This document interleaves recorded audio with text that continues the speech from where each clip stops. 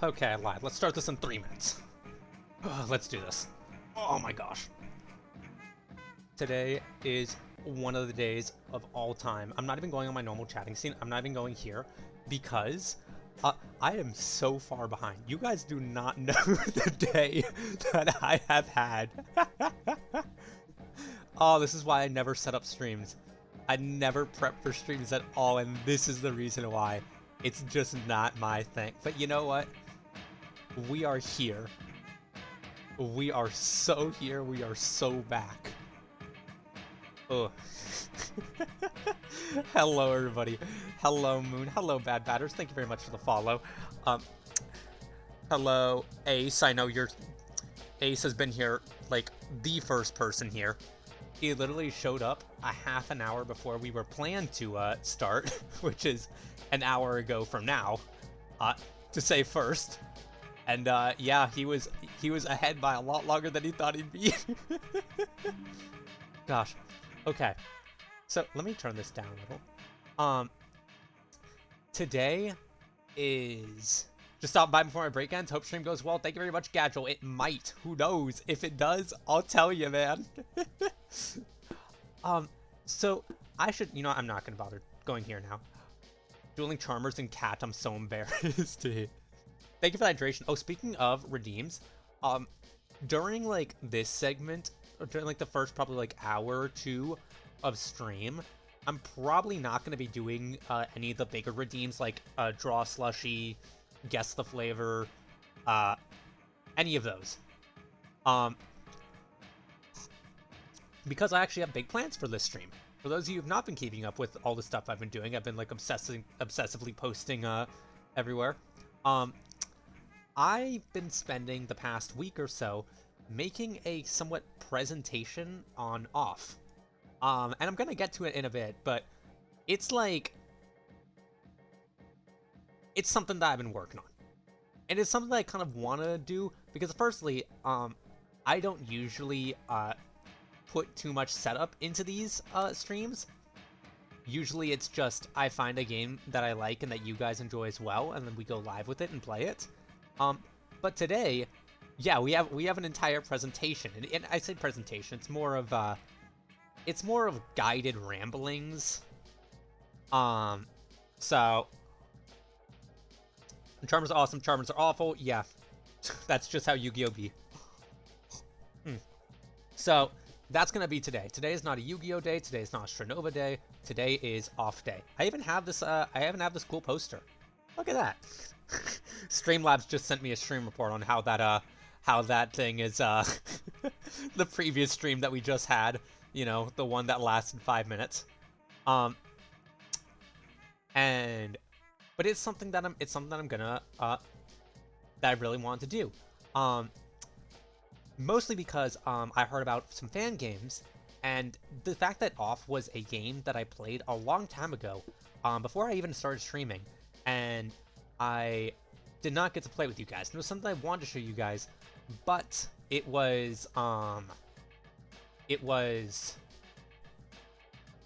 not something I could do again. You need to be there in the moment to play Off. You can't just play through it again. That's kind of terrible. And instead, this is my I have two things we're playing today. Firstly, we're going to hold on, let me switch out this bagel. We're going to do an Off deep dive, and I say deep dive, but it's more just me talking about Off. I have a bunch of notes that I want to talk about, and just endlessly ramble on about Off, and then secondly, I want to play some spin-off games, spin-offs, get it? And anyways, once I'm ready, we're gonna start that. A bagel, not an add-on. Yeah. Actually, that bagel usually appears during like morning streams when I'm eating a bagel on stream, but not for today. Ugh, I am genuinely like so nervous to actually start this because A, it's something that I've not done before. I mean, obviously I speak to you guys all the time, but this is the first time that I'm like doing this scripted, and B, I have not had any time to practice saying all this. this is just something that I have written down. I have like vague words written down, but it's not gonna actually go the way I plan, I assume. Um, and I just want to use that opportunity to show you guys my favorite game. And honestly, this is something else that I've really wanted to do. Uh, if anybody who knows me well might know that one of my favorite streamers is Joseph Anderson. He's currently streaming right now, and one of the parts I love about his content is how much he, actually analyzes games. His whole thing is that he's a game reviewer who plays games on stream, usually bad games, but still. And this is actually kind of something I've wanted to do. I used to. It hasn't been happening as much recently, but I used to kind of do more esoteric and like games that are really deep. Like I played Hylics. Off was before I started streaming. I played what was it called again? You Shall Not Live. I said no slushies today. Moon, I'll owe you a slushie another time. And why is that 99 cents? I thought I thought I put it back to the normal price. Whatever. I owe you a slushie later. So yeah, I'm thinking if this ends up going well, maybe I'll try doing something similar with Hylics, because I've only ever played the first game. So, and that was a game that I played, and it was very esoteric, like off, but I could not understand a single thing that was happening. But next thing for us to do is figure out how to put a PowerPoint on my stream, because the reason why I'm so late to this is because my brain. I was working on the PowerPoint until literally, like, the moment I started stream. So let's see how this thing goes. Now, the question is, when I press, I had to figure this out, because I've realized when I press the, like, open PowerPoint, it covers up my screen, which means I can't read chat, and I can't read on my phone either, because I'm using the phone for, my notes. So we're just gonna move it over here. Give me this window capture. Boop. And then I will use my computer to look at you guys, and then control the PowerPoint and use the notes on my phone. Oh, I'm not ready for this. But you know what? Today is the day that we try new things. Okay. And, so normally I have my chat on my phone, so it's easier for me to see, but sometimes Twitch chat bugs out and then doesn't tell me certain things. So if you send a message, I might not respond to it just because Twitch sometimes doesn't show me things. But if that happens and it's been a little bit, feel free to send it again. I haven't retained a single piece of information. I don't know what this is. Well, that's exactly what we are going to talk about. Because the script being so rushed, there are a few things that I wish I was able to touch on, but I ended up having to skip over, but we'll talk about them all in time. And I should just start my little presentation. Oh my gosh, wait, I forgot. Bro, I forgot one of the most important parts of my presentation. Okay. Give me Give me 2 seconds to find something. I forgot I had 2 YouTube videos that I wanted to use for this. And I forgot to set them up again. Oh! It's not even on the right account. Can I even find them in my history? No, I can't. Wait, maybe? This is, Look, sometimes I know what I'm doing. Today is not... And they're not even in my history because I watch frickin' Smiling Friends clips. Ooh. Where is... Here we go.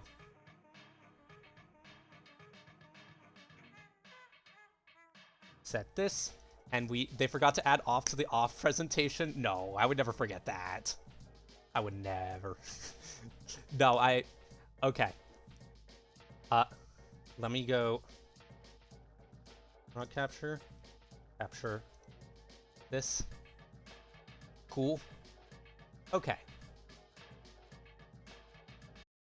This presentation was meant to go a lot more smoothly, and it probably won't, but that's all right. Thank you very much for bearing with me.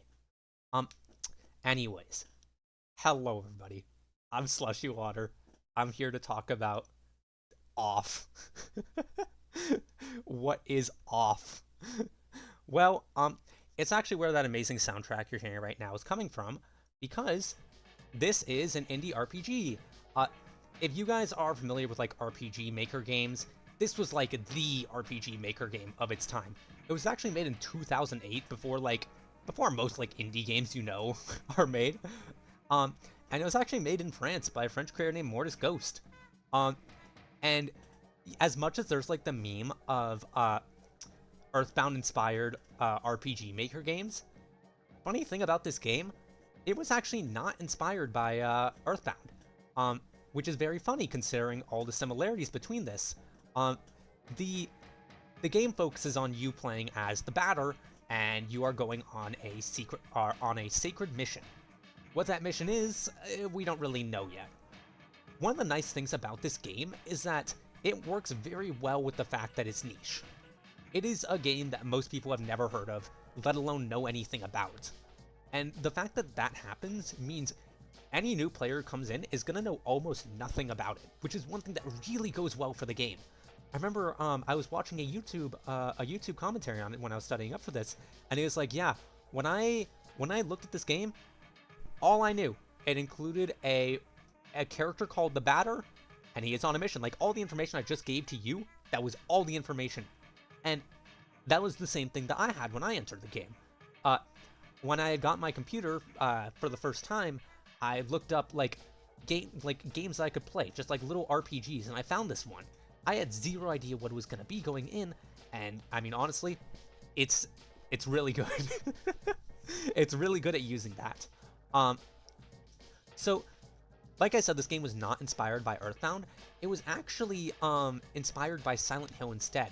Unfortunately, I don't know a thing about Silent Hill, so I can't tell you all the different correlations between those games. However, I can tell you that people have told me the game's world building is very Silent Hill-ish, which is good because the amazing world building in this game is like the whole reason we're talking about it. It's probably going to be like most of what I'm talking about in this presentation. Its world building is just absolute cinema. I love how it uses this mystery, it uses its art, it uses its soundtrack, it uses everything it has to make this like amazing world where you don't know what is going on. And by the time you know what's going on, it's too late and you have 12 more questions. And it gives you just enough questions to not make you hate what you're looking at, or like not hate your confusion, but it gives you just enough to stay interested. I love how it works. It is one of the big games that inspired games like One Shot and Undertale, those kinds of games that you now know as like the indie RPG Maker games. Same thing for Omori. They follow. It was made RPG Maker, and at the time, RPG Maker was not as good as it is now. If you look at the fact that Omori was mostly made on it, it is definitely nowhere near the same system. At the time, RPG Maker was way more rigid and not very not very varied in what it could let you do. But it was used very well by Mortis Ghost when making this game. Similarly amazing things is the soundtrack. The song that you're currently hearing is Pepper Steak. It's I believe the fourth song in the soundtrack, and it is actually the battle music. It's not a song that you'd think you would ever hear for like battle music, but you'll end up associating it with every fight later on. The soundtrack was made by alias Conrad Coldwood. He actually does his own art, and I don't think I actually put any of his art in this presentation, but trust me, it fits. And when he made this like album or the soundtrack that it goes to, he described it as a sweet blend of electro hovering and rhythmic, sometimes fun and sometimes scary. Weird thing to call your soundtrack, but hey, it works. All the art was made by Mortis Ghost. You can tell he has that that art style. It's very pencil and paper. Everything is very scribbled. It's very messy, and it just works well for the game, especially when it all gets converted into the pixelated form that you see, or you will see soon. and it really comes together very weird, or very, very well. And it's a game that is, well, it's kind of off, you know, and it lets you know that from the very beginning. I mean, it is the only game where when you enter the game, it begs you to make sure you have the right text. Like, it is like on its hands and knees begging you to have the text. And even when you do have the text, it still kind of fucks around a little. the games the game is not polished, I'll tell you that. Um, a lot of it adds to the charm, some of it doesn't. I know there's a lot of critiques about this game, and I will go over them because a lot of them are mine. But it is still one of my all-time favorite games, even through every single critique that I have. Off on my off till I off on my off, literally. And same thing with when you get put into the game. The message that it gives you is welcome player, because I skipped over the fact that it asks you for your name. It really asks for your name, and this might be, if any of you have played any of the Mother series, it has something similar where it uses your name in the game, but unlike Earthbound, it uses it right away. I know Earthbound has like a crazy moment where like they ask you to put your name in at like a random point in the game, and then you completely forget about it until like 1,200 hours later, when they finally call you by name, and it's like a really cool moment. Off is not that long. Off is maybe like 3 to 5 hours. No, probably 4 or 5 hours long of a game. They don't get that. They don't get that ability to let you forget about it. So instead, they immediately call you by your name, and they keep calling you by your name for a bit. They tell you that you've been assigned to a batter and told about a mission, but you're not really told what mission, just told that it's important and that you need to accomplish it. And then you're dropped into Zone Zero, like they say. And now this blank page was supposed to have the embed for the video. This video is supposed to be embedded in here, and I would play it, and it'd be really cool. But instead, we just have it here. So I could tell you, welcome to Off.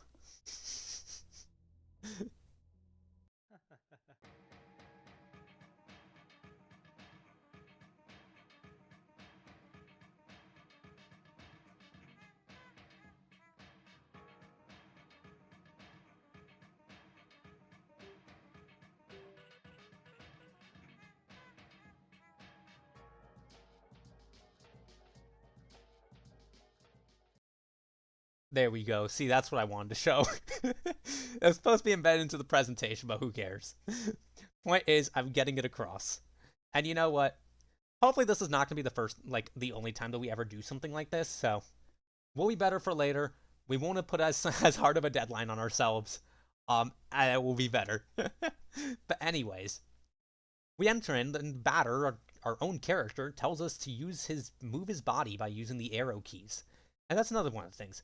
This game is... Did you see that official off trailer that Mortis released last month? Yes, that's part of the reason why I wanted to do this. I know I could just waited for the new game, but then I kind of missed the chance. Thank you for the hydration, to you. Welcome in.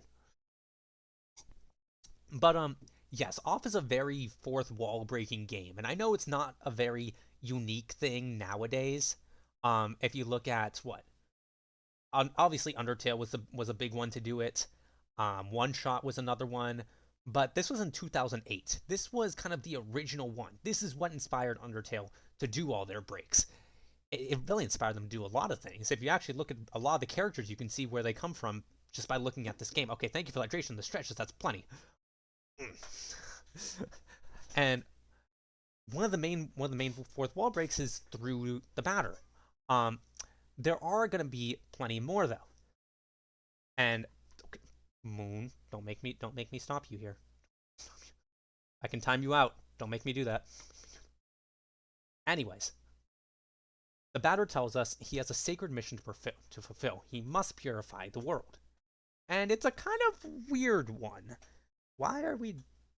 He doesn't really explain what he means by that, and what the meaning of purify is. It's something that stays very vague throughout the entire game. But for now, we get introduced to our first area, Zone Zero. And we also get a piece of the amazing soundtrack. Um, so in here, I kind of wrote down some of the places or some of the songs. I don't actually have all of them written down, which is kind of unfortunate. However, I do have. Nope, wrong one. Wrong one. Don't listen to that. These were meant to be set up beforehand, but I didn't want to push the stream back any longer. We have this song. The name of it is Empty Warehouse, and it plays while we're in Zone Zero. It's a kind of strange one. Let me actually turn it up a bit. It has the sounds of running water, even though we're in a place with no running water. It's weird. We're surrounded by oceans that seemingly have waves, but there's nothing like a creek or any dripping water to make this noise. It's, again, part of the awesome soundtrack is the fact that it makes you feel all these different emotions. I mean, it's what a soundtrack should do, and it's really good at making you understand things are not exactly right with this world right off the bat. After we see Zone Zero, we get to meet this funky little dude. This is why is it so big?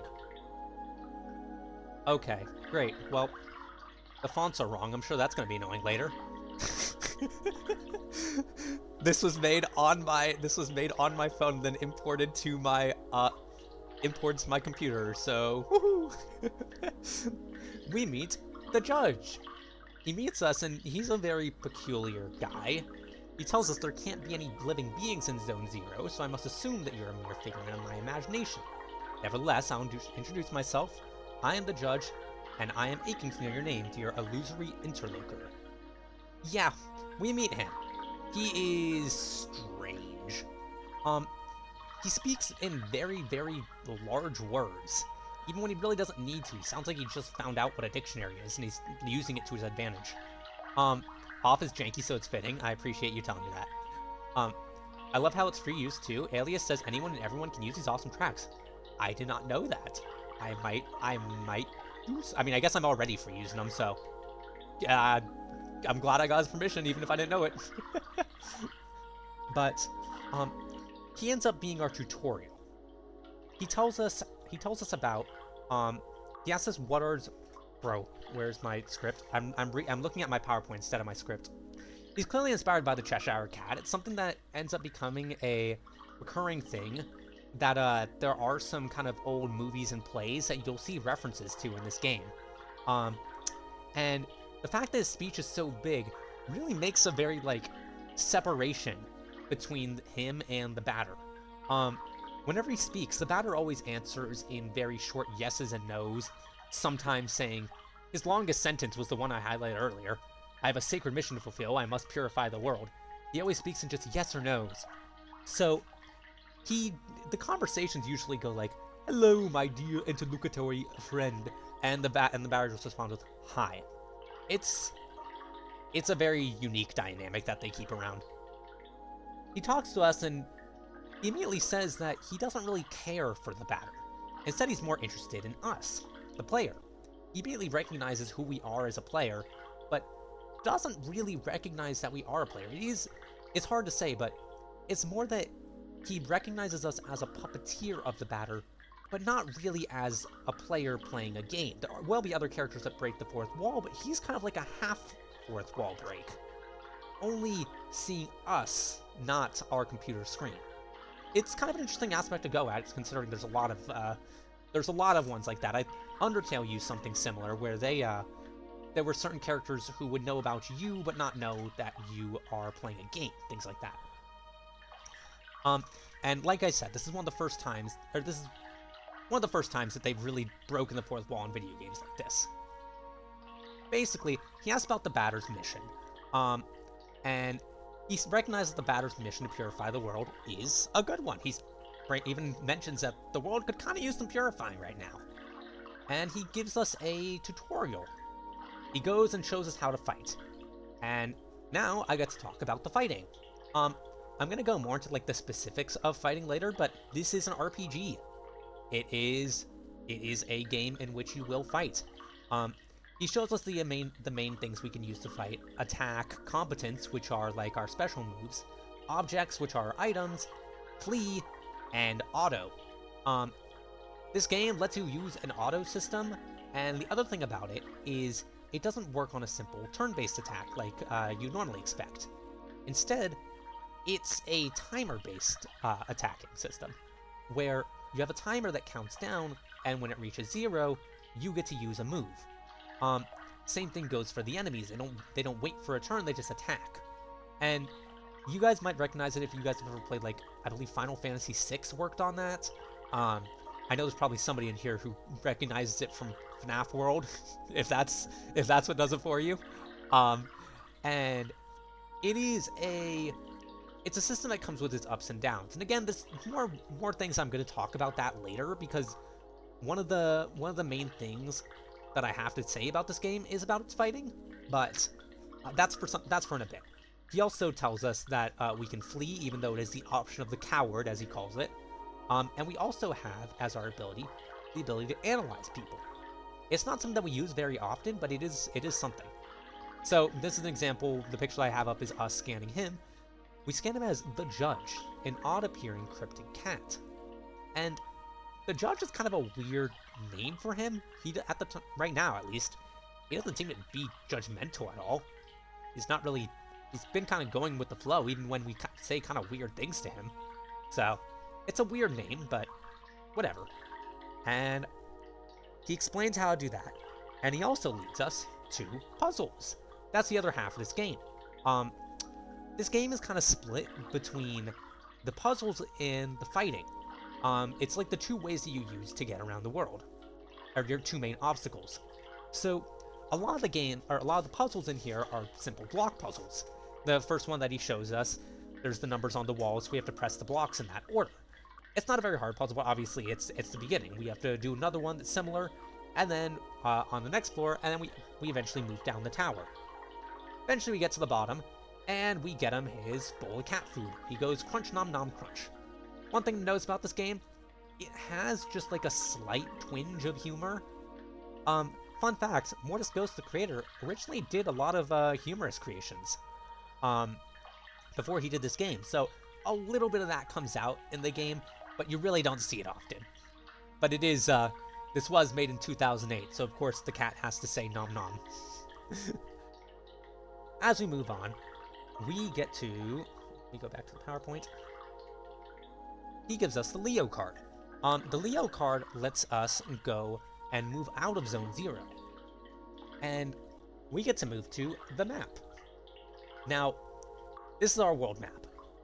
It is strange. We know it's called the Nothingness, and if you look closely, it says in the top corner, world map up here, but it's just slowly moving.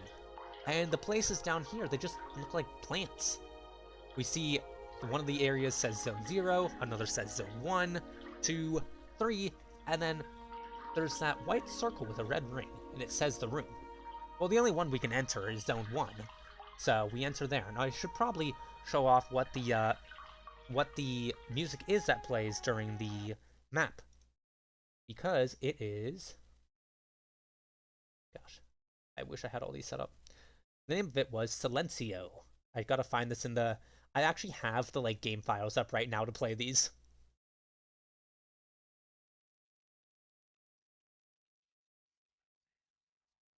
Is it playing? Right, this. There's a lot of whispering in the soundtrack. And again, this game is made in France, so all the whispering is in French. You can't really understand what they're saying, but the game is meant to be creepy at times, so it kind of adds into the creepiness. Going past the world map, we eventually get into Zone 1. And the next track that plays is called Rainy Day and Meat, which refers to the different instruments that play during this, which are rain and meat. Again, this game is very weird and is not afraid to show that to you. As we move on, we eventually meet these weird little guys called Elsens. And the area is kind of weird. It's still green and ground, and the ground is green now, and there's rain. It still kind of looks like we're on an island because we're seemingly surrounded by water. we meet these Elsen, and they're kind of like the inhabitants of this world. Aside from the cat that we just met, they seem to be basically the only people here. They look mostly human, you know. Their eyes are really gray and sunken, and when they speak, they make an awful noise. But, you know, that's just how things be sometimes. If I... Let me actually... I could go and try to find that one noise. Because it is actually something that's probably worth showing off. I have to find it in the game files because I did not save these sounds anywhere. New off translation. I believe it is in, yep, sound. And please don't be a billion sounds in here. Please don't be a billion sounds. Attack, failure, neck scratch. Zach Maw. Idle, global. Enoch talk. Wait, no, not Enoch. It is... Where's Elsen talk? Okay, well, I can't find it. But they make this wheezing, coughing noise whenever they talk. It's very creepy. Elsen's Vibe 11, I think it is global. Oh! Wait a minute. Right, it's the... I remember it now. There is a... Is this it? No, not that. There is... I remember there was one... Oh, wait, the name of it is global. Okay, you're right. Thank you for saving me on this one. I swear I'm gonna get this by myself. Opens up a medium player. Here it is. We gotta hear it. Yep. Every time they talk to us, we hear this. It's like they're gasping for air. Which, I mean, it's gonna make sense considering what we're about to hear from them. Anyways, where was that one music I had going again? It was Rainy Day and Meat. Nope, this is Rainy Day. Rainy Day and Meat. There we go. We gotta keep our meat sounds. Also, Doguts and Noodle Soup, welcome in. Doguts, thanks for the follow. I saw you earlier. Yes. Another thing we find out about the Elsens is that they are very timid. They speak very hesitantly. They have lots of uhs and ums and always sound like they're not sure of themselves. It's very clear that they are not trusting their confidence at all. And which is very different from us, who just... The batter will just be like, yes. No, I am right. And we kind of just get to walk over them. However, there is one thing, which is they really care about authority. They don't actually let us through until we mention that we were sent by the player. Because they assume that the player is one of the higher-ups. And they eventually will let us through, but first they just want us to check out a cavern. Reason is, they believe there are ghosts in there. Well, they know there are ghosts everywhere, and they want us to go check it out. I forgot to set this on repeat. Oop. So... We tell them that we're here to purify the world, which is lucky for us because there's a big infestation of spirits. And they start telling us about smoke. Because we are currently in the smoke mines, and it's one of the main things about this game. It's the first part of the world that we really get to see. They tell us that in these smoke mines, they work by breaking free trapped smoke underground, letting it be released into the air. The smoke is bottled for the other zones, and the rest is released into the air. And they use it to breathe. Which would explain all the wheezing. Kind of? From the way they speak about it, it seems like smoke replaces their oxygen in this world. Instead of breathing air, they breathe smoke. And the only way to get the smoke is by breaking it from rocks underground. It's a weird system, but it's one they explain to us, even with diagrams. The game shows you a bunch of diagrams from, like, it looks like 1930s of, like, people mining. And they look like they're, like, official diagrams from, like, real places. Of course, they're in French, and I don't actually have the one here, but we'll see him again. And he tells us that of the first of the 4 elements, it's an important element. Which is kind of weird. There's 4 elements and one of them is smoke. Is it like the equivalent of air, so we're gonna find like water, fire, and earth later? Well, whatever. Point is, they tell us to go, kill the chief of the Spectres, and they ask us to check a nearby cavern. Instead, we find the judge. It's this cat again. It becomes a recurring thing that we're gonna find him wherever we go. And he's found this weird floating ring, and he wants us to go look at it. When we do find it, it ends up joining our party. He tells us that it's an add-on, and it's something that's gonna replace our party members. Most games around this time, they always had like a party of you and 3 other characters. However, in this game, the party system is a bit different. Sure, you get characters over time, but the characters are a bunch of rings. They're just big hula hoop looking things that'll float behind you instead of, you know, being a character that you can talk to. It's weird, and it's something that is kind of a good and a bad for the game. And I'll talk a bit more about that later, because we're gonna see more stuff about the add-ons. But they also come with a lot of mystery. So overall, I really like the add-ons. They are a little controversial though. Anyways, we go fight some spirits. The spirits are a bunch of ghosts that will pretty much attack us on sight. The game is mostly based in random encounters, but the first time, the batter literally calls out to the spirits, and they appear to fight him. Of course, he's the batter. He tells them to prepare themselves to suffer his judgment, and they do. We kill them all on the spot.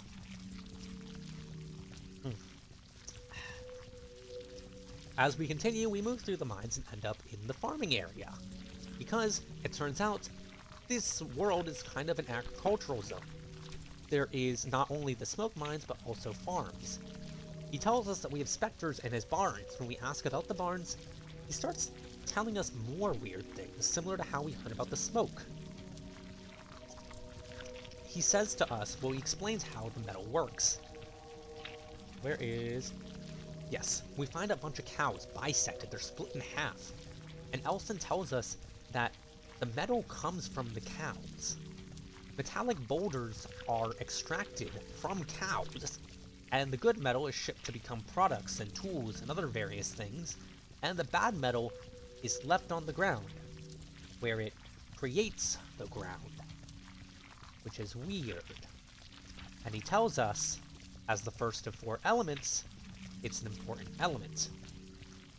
More weird, especially because the guy who told us about smoke told us smoke was the first of the 4 elements. And he also tells us, because without metal, people would have nothing to walk on. They would sink and drown. More questions. This game is just more and more questions of, what do you mean the cows make the ground? What did the cows stand on up until now if they made the ground? It's almost ridiculous, the fact that they say it to us so seriously, even though the things they are saying are absolutely crazy. But sure enough, we do actually find cows with lumps of metal inside of them that people are literally tearing apart to get the metal inside. It's weird. We also hear some of the Elson complaining about the fact that they have to, you know, rip metal out of cows. It's a gross job. But, anyways. Moving on. We go to head into a barn and we fight some ghosts. And we actually find a new character for once. It is Dayton. He appears outside of our farm where we're fighting our cows. He goes and interrogates one of the Elson for letting us in. And the Elson tells him that we are in there fighting the spirits. Dayton! Yay! Yay! Honestly, I like Dayton. For as horrible of a person as he is, I enjoy him. Yes. So, he seems to be an officer or some kind of higher up official. He tells him that we're gonna die in there. Nobody here is capable of fighting the phantoms other than the Queen's officers, assumed to be him. And he's very weird, as you can tell from looking at his face. He has giant teeth. He has a gaping maw. His eyes are totally sunken in black.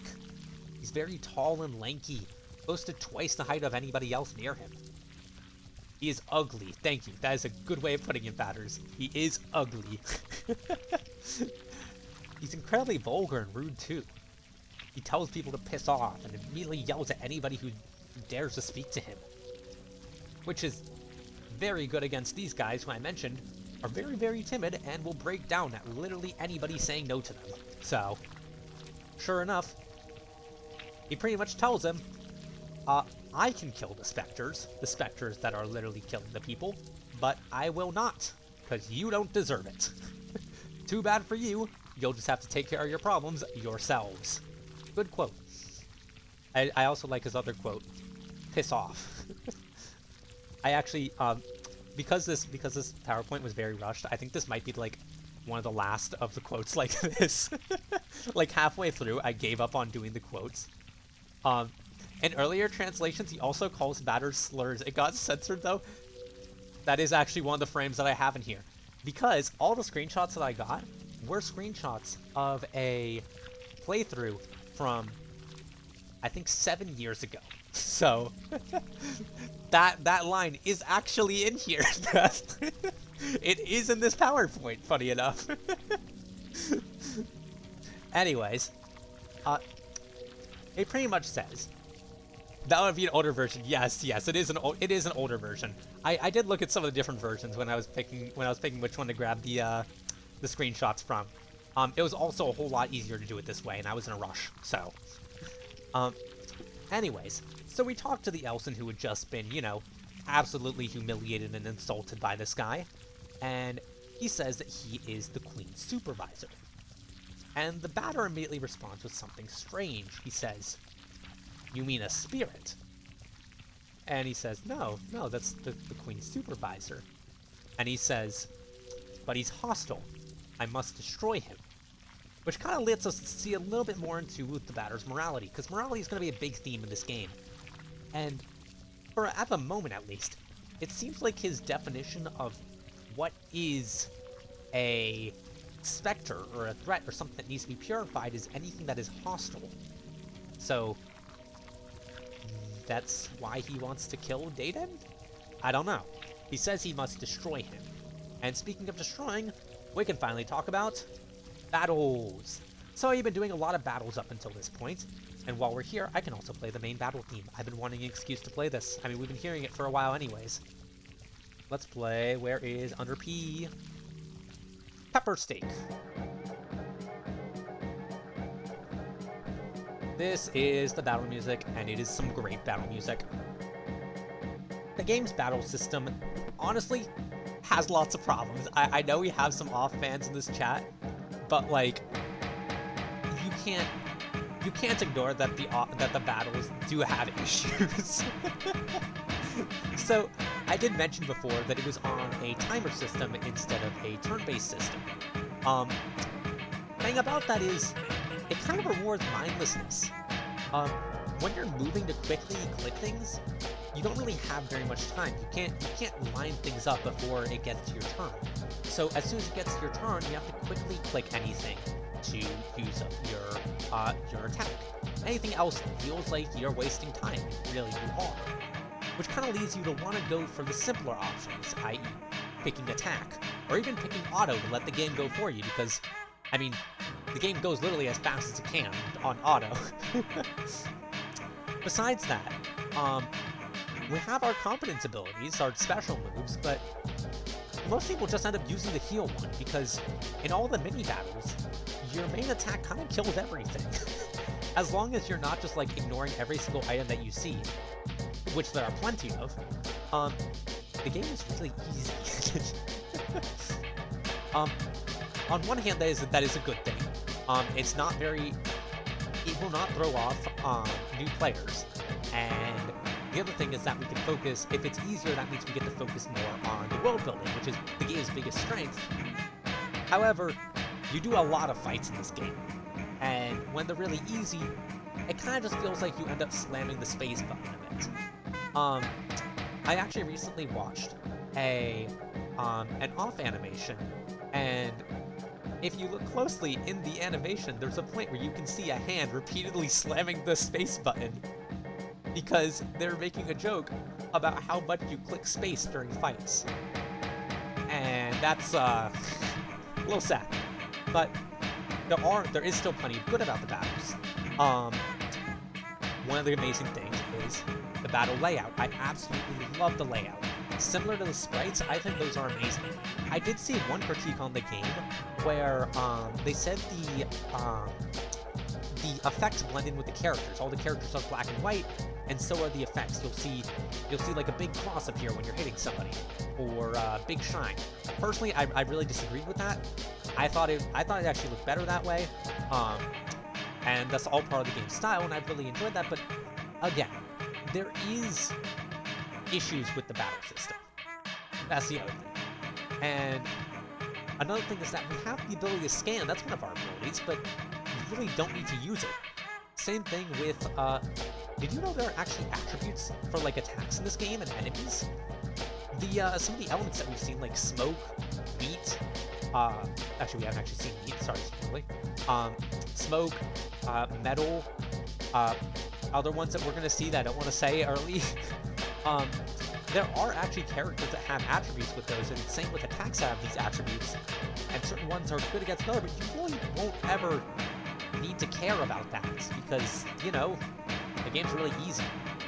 It's like, I feel like there could have been more done, but on the other hand, I can also kind of excuse it because this is old RPG Maker. And yeah, with old RPG Maker, they really did not have too many options. It's underutilized. Yes, that too. And there is, on the other hand, I do think about, would I have enjoyed the game more if I had died a bunch of times? Probably not, but it is still something worth saying. A lot of people I know found the game very boring in this aspect. I have a buddy who, I convinced him to play off, and he got through probably, I think, maybe the first chapter, maybe like even just up to here. He really dropped it and didn't really pick it up again. He just didn't really feel very interested by it.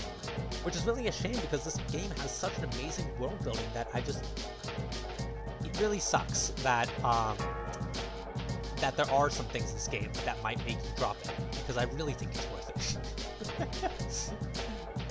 Because it has a lot of cool stuff.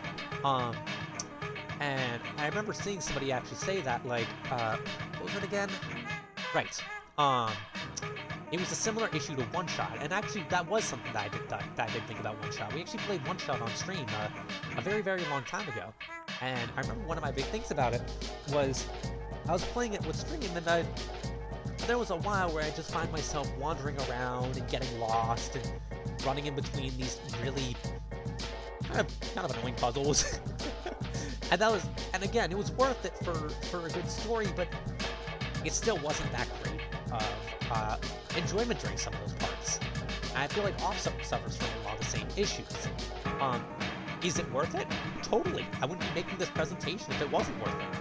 But on the other hand, it is one of the main gripes I have with the game. The puzzles are not something I can talk about as much. If you guys might notice, I don't talk about the puzzles very much in this presentation, because I'm not really a puzzle guy.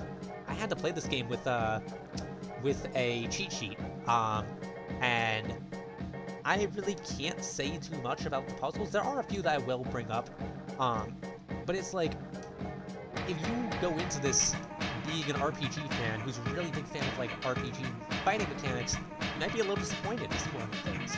If you go in expecting puzzles, I don't know what to tell you. You might absolutely love it. I don't know. I'm not a good judge of puzzles. But anyways, now I will pause this amazing soundtrack, and we'll go back to our old one, because we are still. Where is what was the name of it again? It was what in meat? Rainy day in meat. Rainy day in meat. There we go. We're back to our meaty sounds. Meaty ASMR. Anyways, we end up meeting one of my absolute favorite characters, Zachary. He is a very clear fourth wall break. If the judge gave you like a half fourth wall break by recognizing you, but not the fact that you're playing a game, he gives you about 20 wall breaks. Half of what he says is a wall break. As soon as you meet him, he talks about how there's too much dialogue and characters. There needs to be more action. Sadly for him, he does not know what the game plays like. If he was me, maybe he would say the opposite. He literally introduces himself as, well, I'm Zachary, the traditional items merchant that's necessary in every game. Says Zachary, the traditional items merchant that's necessary in every game. This is actually his concept art for him, and one of the cool things about his concept art is that you see him a lot with wings and a sword, which is strange, because first of all, we never see him with wings or a sword. He's a merchant. We don't even see him selling swords, which makes him seem like there was something else planned for him. It seems like there was other things meant to happen in this game, but the concept art ended up dropping it along the way, which really sucks because I would love to see Zachary do more cool stuff, but it's nice because I really enjoy Zachary the way he is. He is he's one of my top 2 favorite characters. Fun fact about me, I actually have a cosplay, and I go to my local cons as a Zachary cosplayer. I have a sweater that I drew a heart on, and I have his mask. But anyways, sorry, burp. Anyways, he sells various items and armor and weapons that are going to be discussed later, is what I wrote down.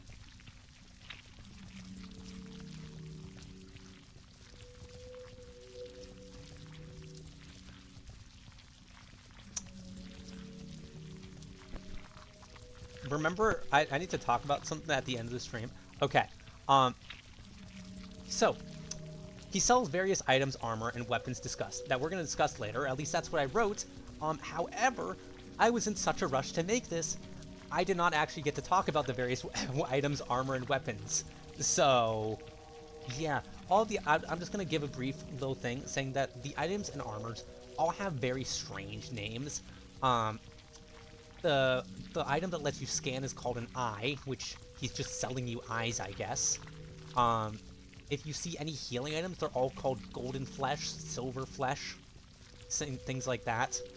Your armors are called epidermises, of course meaning skin. And then the special buffs are called days. They're Monday, Tuesday, Wednesday, whatever, and they each give you something different. And from there, we move on, and we reach another Elson. He talks about... Nope, not you. Different guy.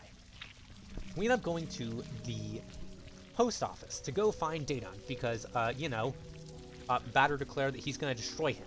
So, we're heading over there. We get to the plastic administrations of Sachihara. I will actually talk about those, the names that they have later. The northern part of Zone 1. And we get to hear about plastic. He talks about plastic and says that the liquid plastic is used to make the water that's around us, and the solid plastic makes the objects that they use in day-to-day life. Which, first off, that's a big bombshell. All the water from earlier wasn't water. It's plastic! We are in plastic land. And he tells us that because without plastic, the world would have no boundaries. People would walk and walk without ever stopping. Which is a strange thing to say. He implies that nobody could swim or make a boat because it's a game. You can't walk on the water. The water is your boundary. Following what he told us, we go to the postal service. There's a cool puzzle with finding numbers, and we end up meeting the judge on the top floor. We pretty much continue our mission. That's not very much worth talking about there. There is, but I'm just not talking about it because, we can't talk about everything. Then we reach an area with an Elson who, when we talk to him, he says, "Help me." And, well, quickly after, we see that we end up fighting this thing. Yeah. If we scan it, it's read as burnt. And its description is an alien employee of Zone 1. It's really weird. all of a sudden this guy's just head explodes, and it seems like smoke pours out of it. I mean, it honestly, that's not what I thought the first time. When I first saw this, I thought it was sludge. But later you'll realize that it's smoke coming out of their heads. It is a very creepy design. It's not very scary at all, but it is enough to be unsettling. And it does attack you, so we're not being too immoral when we end up killing this guy. This is still pretty much in self-defense. And along the way, we talk about, we're meeting somebody who mentions Daedon, you know, that guy who started yelling insults at us. He mentions that maybe his suit has taken control of his brain. It's a really weird line that they say. This is just kind of a thrown-out thing. But it's extra weird for Daedon, because we're going to look at his design later, and you're going to see he doesn't wear a suit. He's actually one of the few characters who doesn't. It's strange. Unless I'm not remembering this line correctly. Anyways, we find him again. We enter his office. Clearly not an office where anything is getting done. He just has 2 pools and a desk here. Not very much is going on here. Pretty much, he just says that he blames us for the phantoms, and says if he sees us again, we are dead. Oops. Well, we're gonna definitely see him again, because our first thing is to go chase him. Also, I'm gonna get to show off another thing. It is another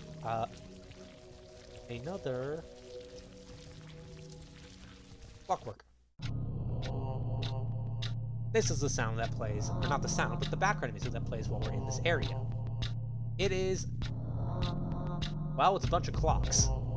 We're gonna end up seeing that Daedon has a lot to do with clocks and time, but for now it's just a bunch of clocks and these weird noises, or this weird sound almost like moans, like ghastly moans, not like funky moans. But anyways, it's pretty good for putting down the aesthetic. As we move on, we eventually get to the railways. As we move on, there is a puzzle room. It is a puzzle room with a bunch of posters. I don't actually have any pictures of this one because I skipped over it. But the poster puzzle's a bit clunky. It is ruined a bit by the localization. They couldn't translate some of the stuff that was on the posters. It's a little weird. Same thing with how you navigate the posters. Pretty much how the puzzle works is there are 3 posters, you get to look at them, and then you have to answer questions about them to a guide to let you through. So, issue is though, there is like tons of information on this poster. Half of it is in French. So, there is zero way that you're gonna remember it by just looking at it, which is honestly one of the things I did have with this game. That a lot of the puzzles, you either need to write stuff down or do what I did, just take a picture of the screen. And it's like, some people would argue that that's not really how a puzzle should be, but it's, again, puzzles are not my area of expertise. If you like puzzles, you like puzzles. I don't know. Anyways, we get through there. The guy who makes us answer the questions ends up fighting us. It's another Elston who has a smoky head. And pretty much, we enter the meat area. Which means I get to put on the next song. I actually did not get all these songs ready.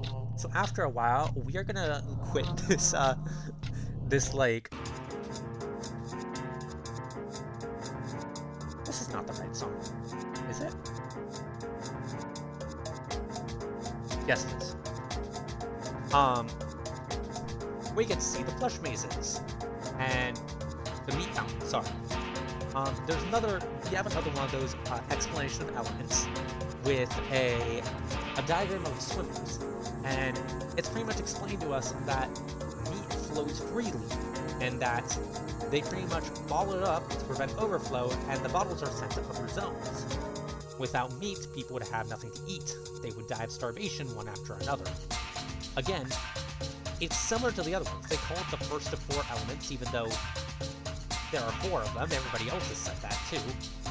And they also describe as the most important element, just like everybody else. It's a weird recurring line. Anyways, We go through some Pedalo puzzles. Pedalos are the name of these these like duck boats in the water. It's an alright puzzle. It's a pretty simple numbers one. While you're driving through, you pretty much write down the numbers that you see, and later you're gonna put them into a code. It's not the most complex puzzle, but it's a good one. It's pretty simple, and it was one that even I could get without using my cheat sheet. An example of a bad puzzle is the next one. This one was an annoying one. These 4 doors that you see here, well, the first one at the bottom is the one that you came through, but the rest of them lead you through a maze, kinda. One of them leads the right way. The other 2 lead back to the beginning. There's like 4 or 5 of these that you have to go through, and you just have to like go through one, get sent back to the beginning, go through it again, try to get the right way, and then once you do get the right way, remember it, and then find the right path. So you have to end up going like straight once, left once, right once, straight again, and then right to get there. It's a puzzle that's been done before, and it's not one that I'm really a fan of. Even as somebody who's not like a big puzzle guy, I personally don't think this one's very good. But there are plenty of other good puzzles in the game. That it's just one that I feel like mentioning. If you can't tell, I'm not very good at talking about puzzles, so this is my one chance to get it in. Anyways, we meet Daedon. He has this line. Are you crazy? This is one of the older translations of the game. Like Batter said, they ended up censoring it when they later made other translations. And we ended up calling him the pest that eats away the land. He pretty much says to us what part of I'm gonna kill you, didn't you understand? We call him the pest that eats away at the land. Kind of a scathing remark. And he says he's gonna cut my face to remove this insufferable smile. It's weird. Another strange thing about this is that while we accuse him of being the leader of the Spectres, he does the same to us. He calls us some kind of monster leading the Spectres, and it's a strange thing. It doesn't seem like either of us are. Which is going to get more and more confusing as we go on, because the Spectres are going to have like 12 different backstories. Anyways, it's time for the fight. And we get to play his theme, or his boss theme, the Fake Orchestra. Let me play Fake Orchestra. This is the first boss theme, and I love it. So, your music is too loud? Oh. Thank you for telling me that. I did not realize. Gosh, I hope it hasn't been loud that whole time. Thank you. I hope I've been able to be heard. That'd suck if I've been like speaking for 30 minutes and nobody could hear me. Anyways, now that we're here, I get to talk about Daedon. He is my favorite boss. Out of all of the main bosses, he is the first, and he has already gotten my heart. His design is awesome. His face, it just looks scary. I'm low-key deaf, so I didn't think much about it. That's fair. Some of the songs were loud. You're still able to be heard. Thank you guys for telling me that. Okay, that's good to hear. Good news though, I did not write down all the other songs in time, so this whole gimmick of playing all the songs is probably gonna go away soon. I don't know how much longer that it goes on.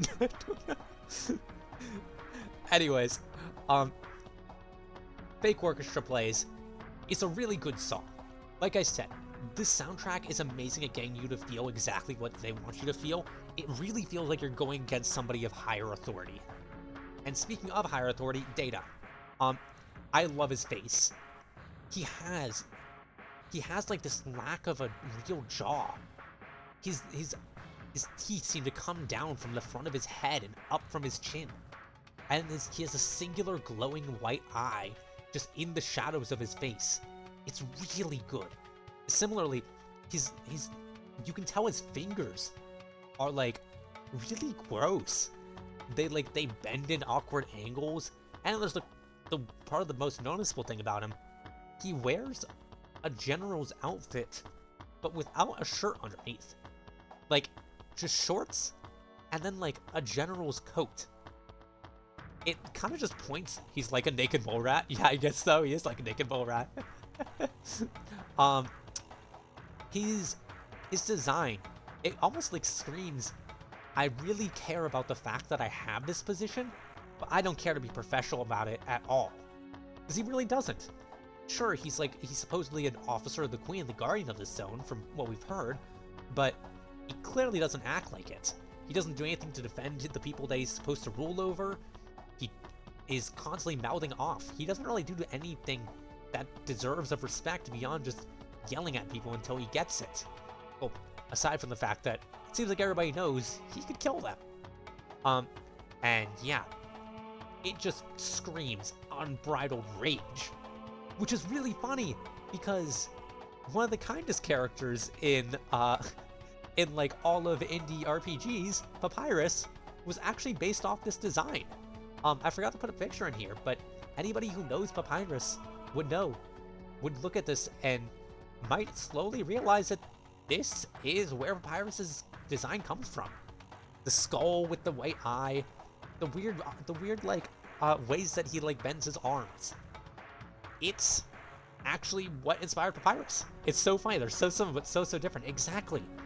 They are absolute opposites in how they act, but their designs were inspired. It's really cool. Anyways, all of his competent skills, basically his specials, are named after clocks. So there's Hour Hand. Well, he only has 3 moves. Hour Hand, Minute Hand, and Sweep Hand. Sweep Hand is a pun that works a lot better in French than it does in the translation. Sans is based off the Judge and Zachary. The Bone Boys are all off inspired. No, you took my. I was gonna get to that. No, I'm kidding. I really wanted to talk about that. I will talk about it again later. But that's actually a good reminder because I don't think I ever wrote it down. So thank you for the reminder that I will actually talk about Sans, which, I mean, I was bound to. People who know me know Sans is one of my all-time favorite characters in just like all of fiction. I think he's such a great character. So of course I have to talk about all the ways that this game inspired him. And not to mention, you might also notice that that my 2 favorite characters are actually in fact Judge and Zachary. You can delete my comments. No, you're fine. You're fine. Besides, I want this. I am speaking, but I also do want to be speaking with you guys too. As much as I enjoy speaking about this stuff to you guys, I also want to be doing a little back and forth too if you guys are ever up to it. So, because it's not, if I wanted to do this just by myself, I would do like a billion different takes of this, and then I would put it on YouTube or something. And this might eventually go up on YouTube anyways, who knows. But this is meant to be more of a thing that I get to do with you guys, because, you know, if I was gonna make a YouTube essay, I would make a YouTube essay. Anyways, what else do I have to say about him?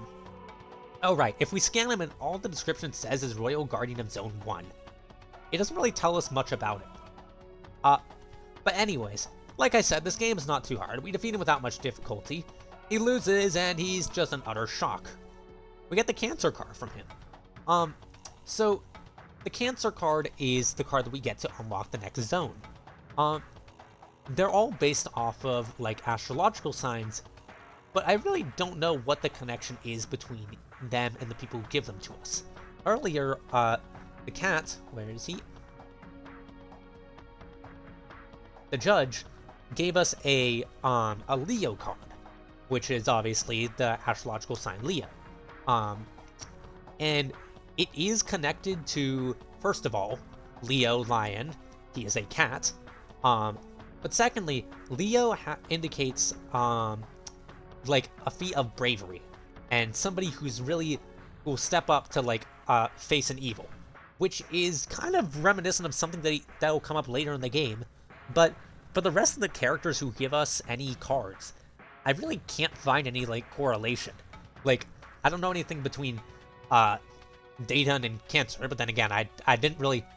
I tried looking for, things like that, but I really couldn't find anything about it. Anyways, after we defeat him, we end up hearing from... We end up seeing this character, who is a certainly strange one. It's a baby in a completely red room holding a blanket, and all he says is, "That started badly."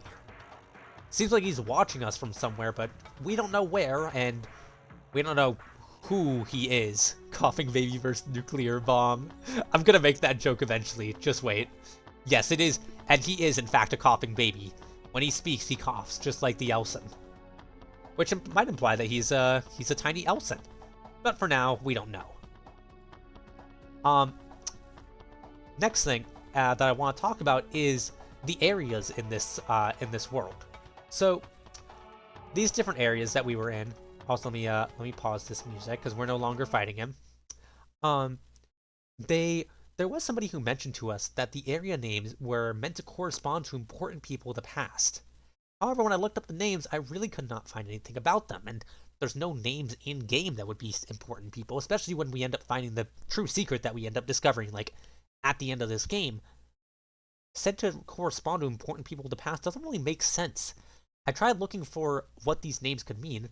I mean, the names of the areas are Damien, Pentel, Skadahata, and Scottyhata, whatever it is, and Alma.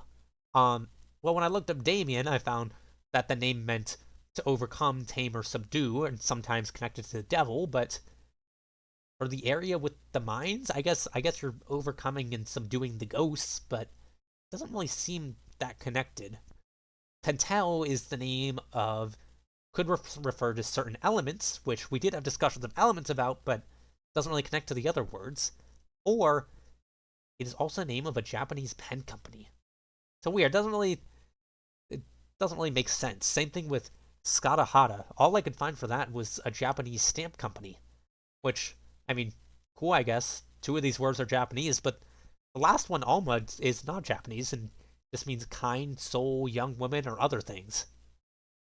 That's the pen more... No shot. Oh wait, no, I just realized there's a slash J there. I was so ready to believe you that he had named an area after the pen he used for the concept art. That would be totally on brand for him. But unfortunately, no. I who knows? Maybe that is the case. Oh, flies. Yeah, maybe. Anyways, after this, we go back to our world map, and we go to Zone 2. And now, we get to play our next song. And I think we are soon going to run out of songs. Our next song is... Where is it? The name of it is... Desperately Safe. And we get to go to Zone 2. So, Zone 2 is different. This time, the zone is very magenta.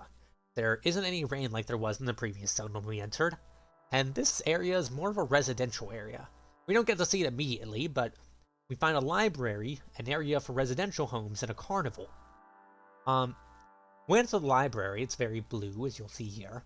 And it's massive. It goes up into the sky.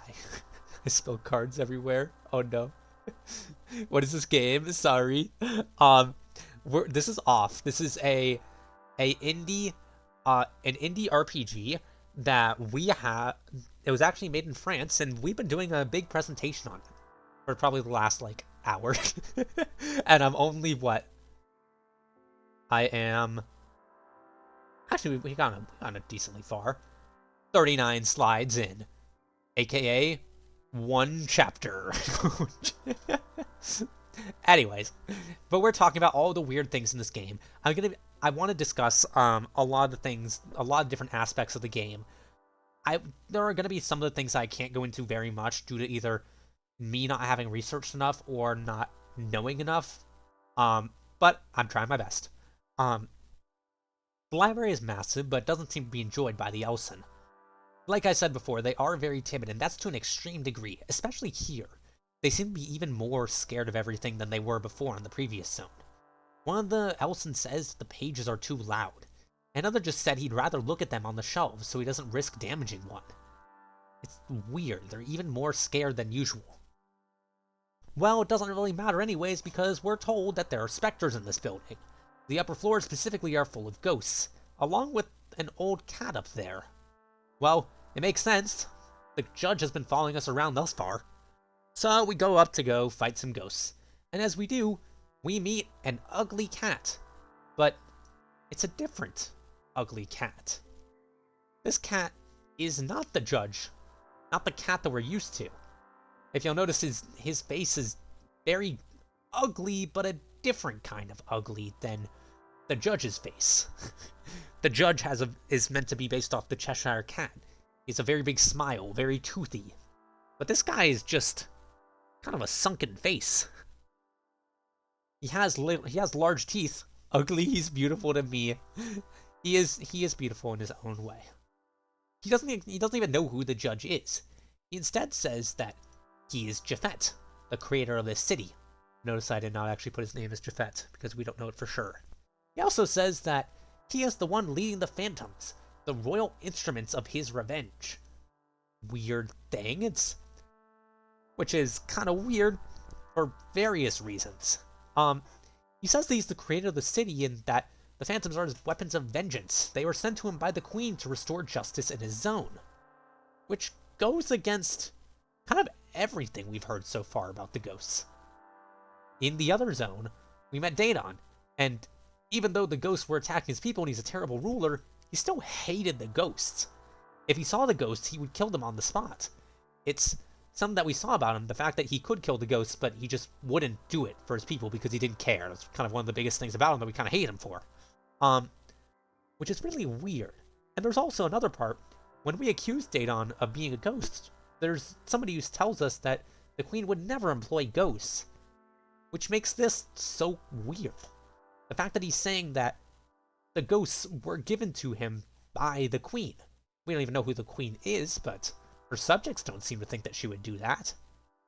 Whatever it is, it's weird. The cat ends up fighting us. He chants for his specters to come to him and, echo the Song of the Righteous and be his vengeance. Unfortunately, we've already killed all the specters around here, so he can't really do much. And despite him saying he created the city, he is in fact a cat. He does not take very long for us to beat him up, and he runs away. And he actually leaves Add-on Omega. Remember that, the weird circle that's behind us? He actually gives us a second one. It's not clear whether or not he gave it to us, or really how it appeared at all.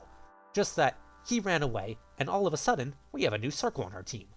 Again, it's weird that we have circles instead of, actual teammates, but hey, it's what the game wants.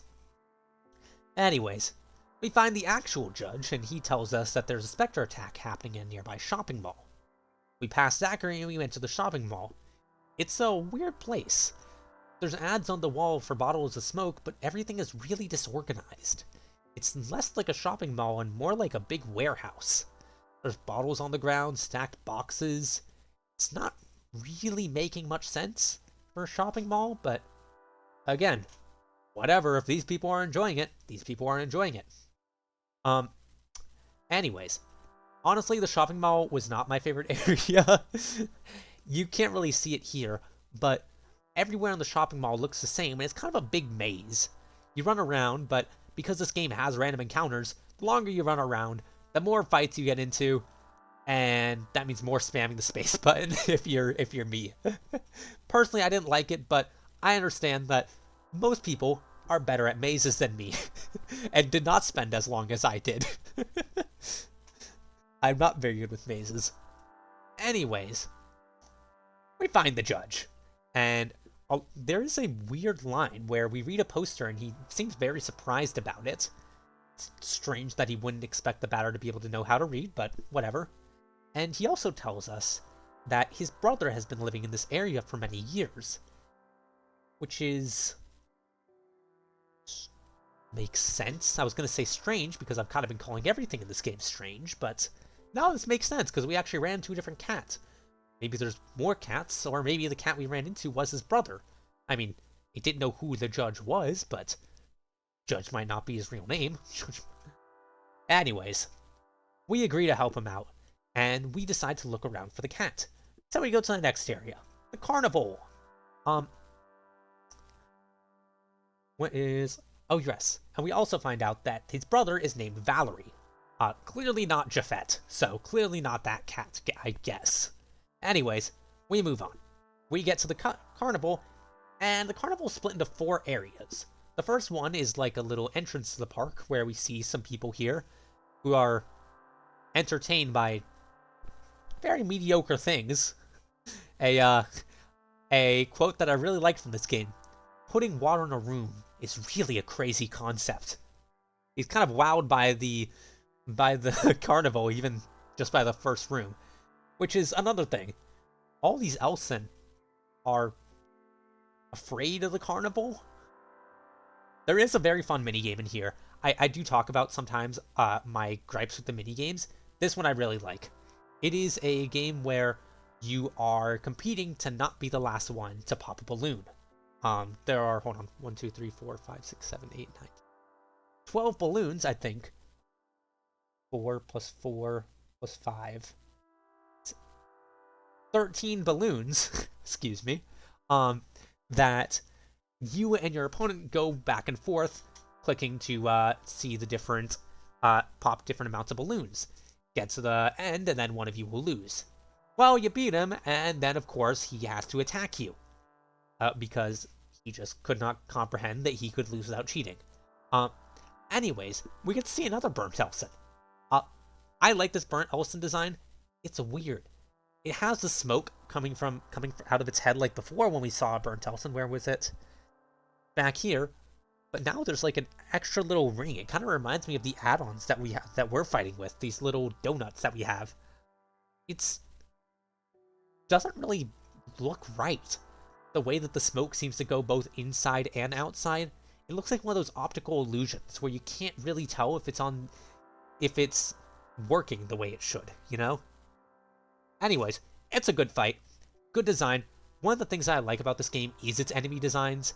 The game has just such great enemies. There were some who will not appear in this presentation, but I could not think of a single one that I was not at least like looking at and like, that is a cool design. And the burnt Elsens are really some of my favorites. Anyways, now that we talked about the really good minigame, let's get to the bad room. I don't like this room. Now, if you look at this, what's so bad about this room? You are on a boat. You go through water. There is, it looks like somewhat of a maze. So if you look closely, you might realize that some of the spots are a bit darker. Those are little booster pads. And if you step on one, or I guess drive over one in your boat, it pushes you forward. And there is a path of them that will push you. Once you step on one, it pushes you to the next, and to the next, and to the next, and to the next, until you end up at the beginning. So you have to dodge through these things that are barely visible. And it kind of turns one of my favorite parts about this game on its head. One of the things I actually forgot to mention earlier when we first started this presentation was the batter's movement. Excuse me. When we are walking around in the overworld, we don't have to hold down a button to run. We just move quickly. And it is one thing that I really liked about this game. The fact that you are always running. I like that they cut out the middleman. They don't make you always hold down B or anything like that when you're running. It is something that is very nice and something that more RPG Maker games could have used at this time. Especially, and I'm very glad they didn't have you like walking slowly all the time. However, you move pretty fast in this boat. So if you hold on to the arrow key for a bit too long, you get sent flying back. Aside from the fact that it's barely visible, it is still, you know, it's kind of decent. It's a decent puzzle. I have gripes about it. Whatever. I still went through it. I remember it being pretty fun, actually. I remember I was going through there, and like the second time that I got sent back to the beginning, I was kind of like chuckling. I was like, "Okay, game." The third time, I was like, "Okay, game. Now you're kind of pushing me." I remember I had some fun with it. Anyways, we move on to the last area, and it is the roller coaster area. If this doesn't look like a roller coaster, well, these Elson would totally disagree with you because they're absolutely terrified of this roller coaster, which is just a bunch of chairs. It's a bunch of chairs that sit there, and if you talk to them, some of them are too afraid to get on the ride, even though it is genuinely just 3 groups of chairs. If you go up, you can actually reach the real roller coaster, and it actually is a very nice part. You can either ride the roller coaster alone, or there's a statue of Zachary that you can push onto the roller coaster and ride with you. The roller coaster will actually take a picture of you, making this funny picture that I love. It is you and Zachary riding on the roller coaster, and it says "Memories of the Park."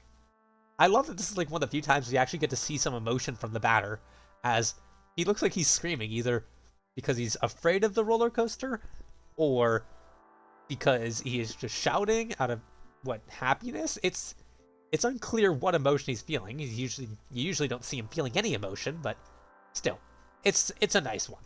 I enjoyed this being in here. There is one unique part though. When you talk to the guy who runs the roller coaster, he tells you that you're lucky. You got to ride with the owner, which is weird. He's the traveling merchant. Why would he be the owner of this carnival? And again, Zachary has a lot of questions around him. It's part of the reason why he's one of my favorite characters. It kind of brings up, he's really obsessed with credits, the money in this game. Is the reason he wants credits to run this carnival? Or is it just another way that he gets credits? He seems to be obsessed with them. And it's every single time that we see another opportunity for more questions with Zachary, it makes me happy, you know? Just getting to have more questions about the characters in this game is part of the things that makes me happy. It's like, this game, this might just be my experience with it, but even when the questions weren't answered, I was having fun. The game's world is a world that kind of builds itself not by giving you the answers and by lore dumping a bunch of information on you, but by dropping hints everywhere at questions that you ask. And some of the questions get answered, a lot of them don't. Like, so what I have in front of me is like a script for this, but it's not really a script. It's more of just a bunch of like bullet points of things that I want to mention. And at the bottom is a list of questions that I just don't have answers to. If I research further, I probably could find out some answers. I did look at some YouTube videos when I was watching this, or when I was studying up for this. There was one that was like an hour and a half long called "What Was Off Really About?" I ended up not watching that one because I was afraid it would kind of sway my opinion. But if I did, I might have been able to find out more of those questions. But the point of this game is, whenever you look further and you get a question answered, you get to find out you have like 2 more questions, and they keep multiplying. And that's part of what I really love about this game. Anyways, after getting through this, we end up getting a tie. The tie is going to be useful later because it helps us get into the residential area. When we get in there, we find the cat.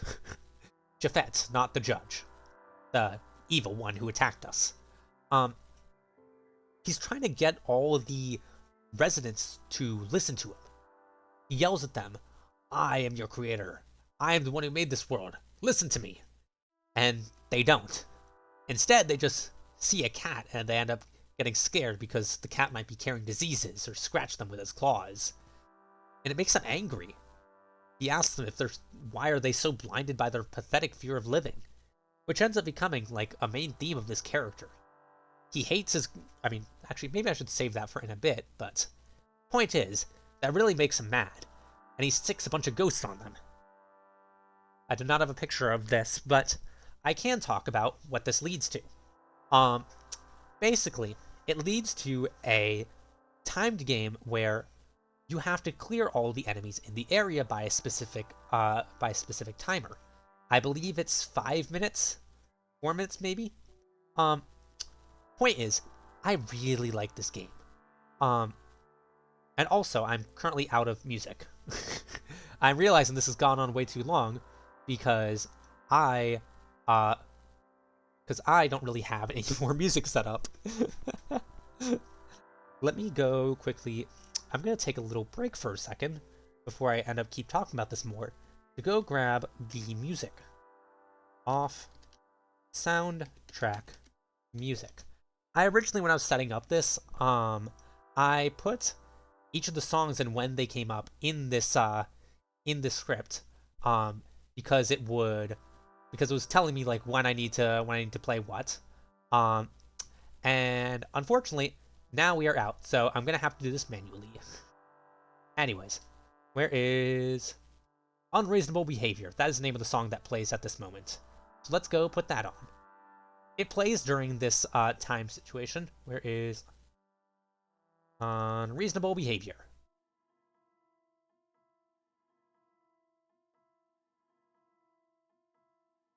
Am I sure this is the one? There it is.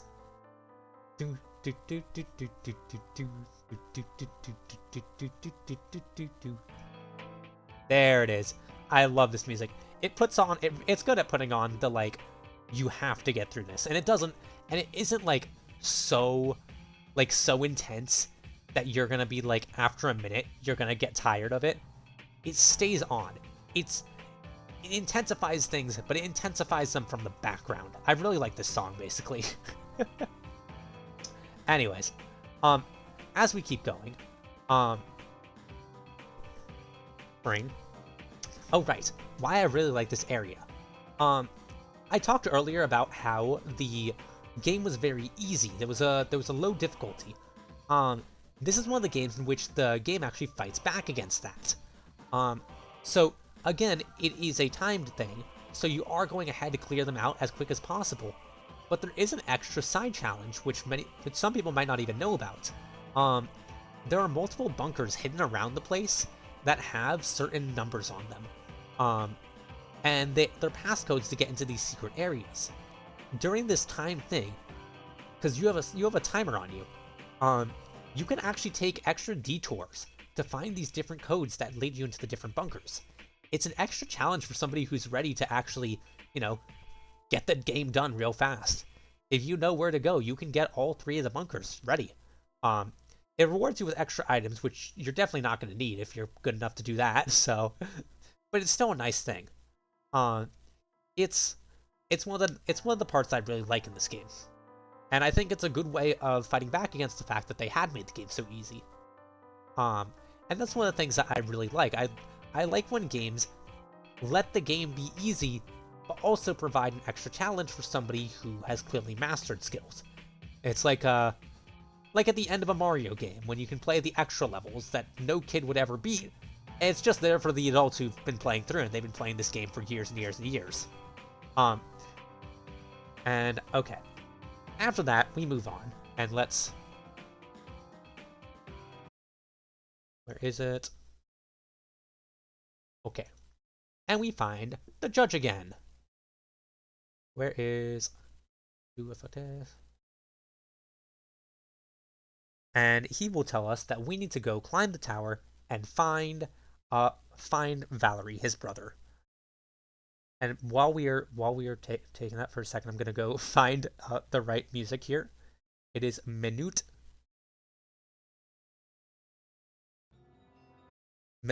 à fond la caisse. It is a it is a French one. Anyways, so we follow what the judge says. We go ahead and we climb up the tower of the library because the cat's up there. Along the way, there's a lot of books. Some of them tell us about the bird Japhet. Along the way, also something I want to talk about: the whale. The whale is not important at all. I just really like the whale.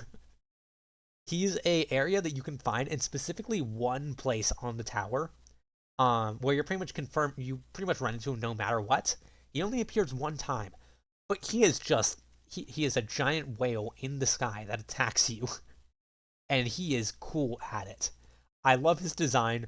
I like that they don't give you the normal pepper steak off soundtrack for this fight. They give you a specific different one instead, one that's more ominous as he fights you. Um, he's not that hard, but it's all right. You immediately get to heal after him, so it didn't even need to be. Um, and it's just something that I just wanted to mention. Anyways, back to the books. We find books that they tell about how Japhet had created the zone to please his subjects. Japhet being the cat. They originally enjoyed all the land happily, but his subjects end up, as the book puts it, succumbed to their neurosis of fear and worries. They forgot him, and Japhet became saddened. He turned into a cat, and the cat turned into a ruler. It's a weird line, partially because of how we're going to find out he turned into the cat, and partially because nobody treats the cat as the ruler. Why does it say he turned the cat into a ruler? Anyways, it says that driven out of anger, he sicked evil spirits on his own people. He fled to the summit of his most wonderful creation, the Great Library. And, funny enough, this book sounds like it's still being written as we read it. Thank you for the hydration, Teal. Appreciate you.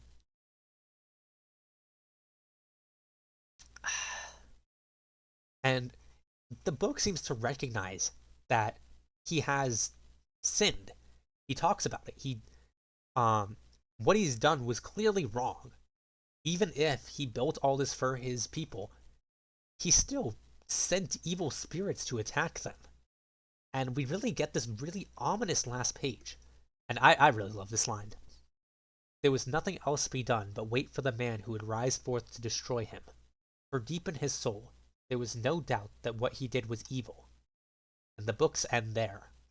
And it ends right as we go up to meet him. It's a good line. I really like how they set up Japhet before this fight. They don't really do it as much with the other bosses, but this one, you know who he is before you even get to see him. You know he's the cat, but he's mentioned before that it's not his true form. He's clearly hiding something from you. And before you get to see it, you know exactly who he is. You know exactly what's about to happen. Anyways, now it's time. We reach the top. And Valerie. Actually, you know what? I could show this thing to you guys, but the second video I had prepared that I didn't actually put in this PowerPoint, I really want to use that because it is a really good video. Let me see if I can find it. It was an animation that was dubbed over. Fun fact, there's like 4 animators probably like 3 animators who are just kind of like carrying the off Phantom's animations. It's just like 4 guys who just make really good animations, and they just for some reason are still making off animations after like years. This guy who animated this, he made like 4 episodes of just like an animated version of Off with like voice acting and everything. I'll probably link it at the end of the stream if anybody wants to just like watch part of the game for themselves, because it is really good. Anyways, somebody dubbed over one of these like canceled animations of his, and if there was a good way to show this moment, this is it. I hope the audio turns out fine. Valerie! Valerie. That is the name of the cat. You are mistaking me for someone else. I am Japhet, the Firebird. Stop with these paranoid delusions, dear brother. Come with me to Zone Zero. I've built a cellar where we can forget— I am not your brother! I do not even belong to any race of predators! Take a look at my real face, you poor, smelly cat! You do not understand, do you? I am not Valerie. I am Japhet. Yeah, that is Japhet. He is, in fact, as he said, a firebird. Basically, he was a bird that Valerie, the judge's brother, had failed to eat.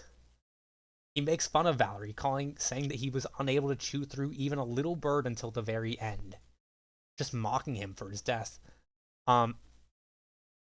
Despite this, it's a really sad scene. Batter just gives a whatever. Our own character does not care at all. He just declares he will destroy Japhet.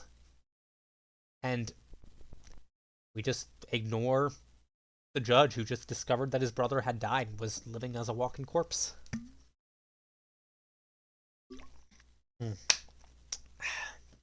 Anyways, we go and we fight. We go to fight Japhet. As we fight him, he says that he did everything for them. They are like his own countless children. He talks about how he sicked the spirits on his own subjects. And then he slowly comes out of the cat, and I really like the sprite because the cat looks like it's in pain. The cat is dead by this point, but you can see it looks like a cat does when it like yelps and leaps up. It's a really good sprite. I really like, again, one of my favorite things about this is the art, and it's really good. And it says to us, all right, Purifier, you're ready to seal my fate? No matter, I am ready to die. He's very accepting of his death. Strange. And then we get the reveal. The entire screen fades to white, and then his theme starts to play. And we see the true form of Japhet, the Millennial Firebird.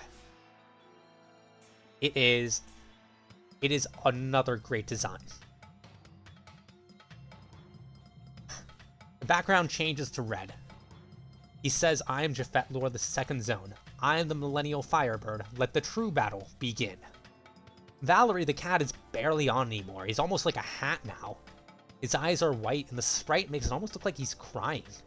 It's really good sprite work, especially, it doesn't look as much on the talking sprite, but if you look at the battle sprite, the way that they drew his eyes to where it just goes slightly 1 pixel extra downwards, it just almost looks like tears. Japhet is also he's not one of my favorite boss designs, but he's still an interesting design. He's supposed to be a bird, but he has almost what look like hooves. They seem to, his legs bend backwards, almost like a cat's. And meanwhile, he also has a tail, not like a bird tail, but like a, I mean, I don't know what kind of tail that is. I guess you could say maybe a cat's tail. It's definitely a strange one. Aside from that, he has a very animalistic theme. It's a really good one. It's not one of my favorites, but I still enjoy it for what it is. And another weird thing about him is he's supposedly the Millennial Firebird, but he doesn't use any fire. All of his attacks are based on singing. The main one he uses is named Alto. It's strange because not only is he a firebird, he's also a firebird that we've never heard sing. It's weird that his attacks specifically are singing. Maybe just in reference to the fact that a bird sings? But why would that be for a bird that we've never heard do that? It's one of the questions that isn't really answered. It's just kind of there. But as I've said a billion times before, this game is not very hard, so it doesn't take us very long to beat him up. We smack him down. He's actually very easygoing about the fact that we're literally killing him. He's not resentful at all. He literally says, you can be proud to have accomplished your mission, Batter. And, funny enough, does not say anything when the judge tries to talk to him. Kind of think he'd be a little bit more remorseful for the judge considering he killed the judge's brother, but whatever. And he gives us the Pisces card. Once again, I could not find a connection between a Firebird and a Pisces. But who knows, if anybody else can recognize anything about what a Pisces has to do with this, you're free to shout out if we have any astrology fans in the chat. Birds eating...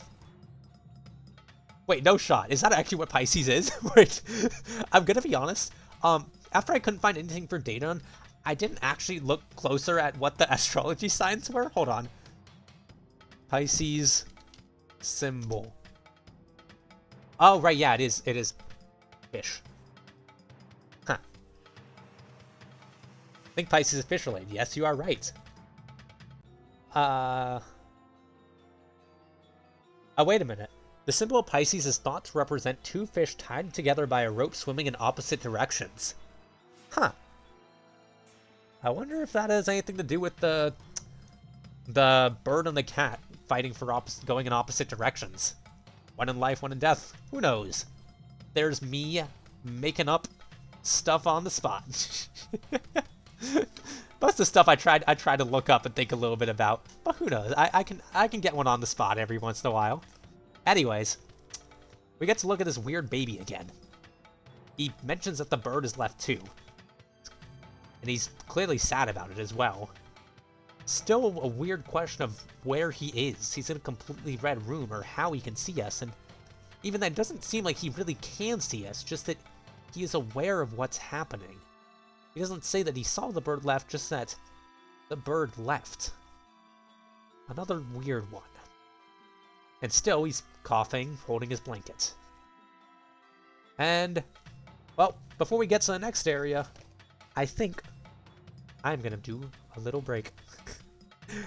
Because I've been speaking for about 2 hours now. So I am gonna do a quick be right back while I get some water. Until then, I'm gonna actually, no, I'm not gonna make you guys listen to this. This is like one of my least favorite boss fights. We're gonna listen to Pepper Steak.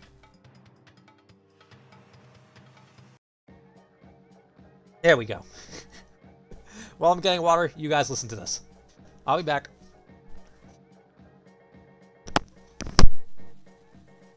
I'll be gone for like a minute or two, don't worry.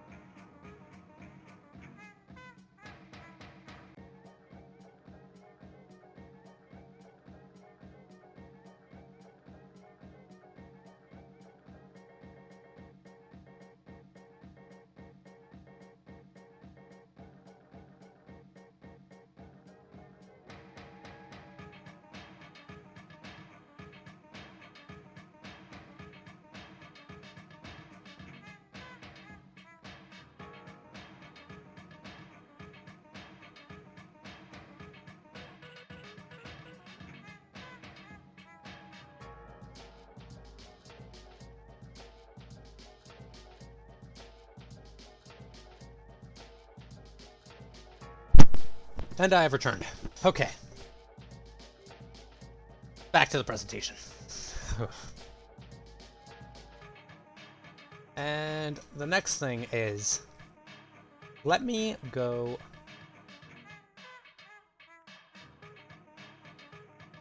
Let me go back to check on my music, because I need to find what the next one is. Where is... No, not that. What happened to my list of music? Oh, here we go. Soundtrack.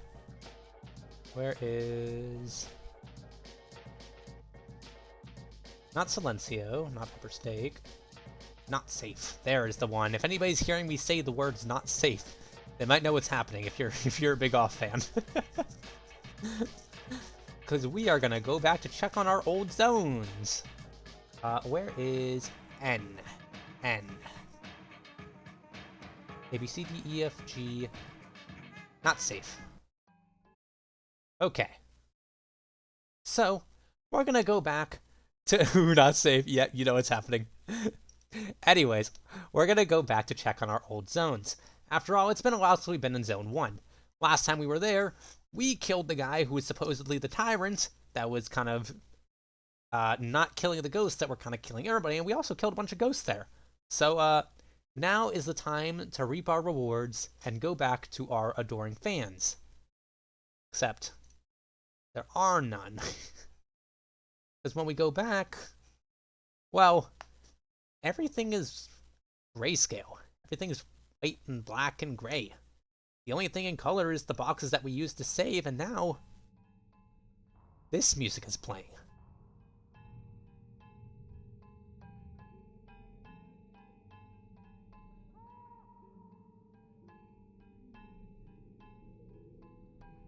What is this? The music is just awfully creepy. We hear we hear what sounds like a cowbell, but it sounds kind of like metal hitting something. There's a bunch of whispers in the background. It's just endlessly creepy. Suddenly we hear impacts, like repeated impacts of something hitting the ground. At least that's what I interpreted it as. And there's a voice that seems to yell, "Hey!" Certain parts of this soundtrack actually make it sound like somebody's banging on the wall screaming for help. It's about as creepy as it gets. And the longer you stay in here, the longer you have to listen to it. There it is. There's what sounds like somebody. It's good that you killed them can be heard as well. Really? I assumed everything in this soundtrack was in French.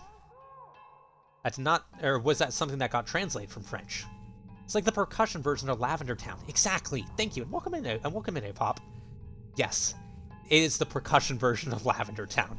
That is what it is. It is just awfully creepy. Same. When we move around, we see that the tram that took us to the various locations, it's gone now. There's nothing here anymore. The signs that said our location are just replaced by question marks. Quiet running water in our ears. Lots of whispering. Well, we have to walk to the same areas. Mortis also speaks a bit of English, so it might have been in English. Oh, right. Anyways, we eventually reach probably the most terrifying of creatures in this game. This thing. This thing is... All of his live streams are in English. He streams? What the heck? Anyways. We meet this horrid abomination, the Secretaries. Yeah. Unlike any other fight in the game, it doesn't interrupt the music. Instead, you have to listen to this music still. It's almost like the game won't let you be free of this music.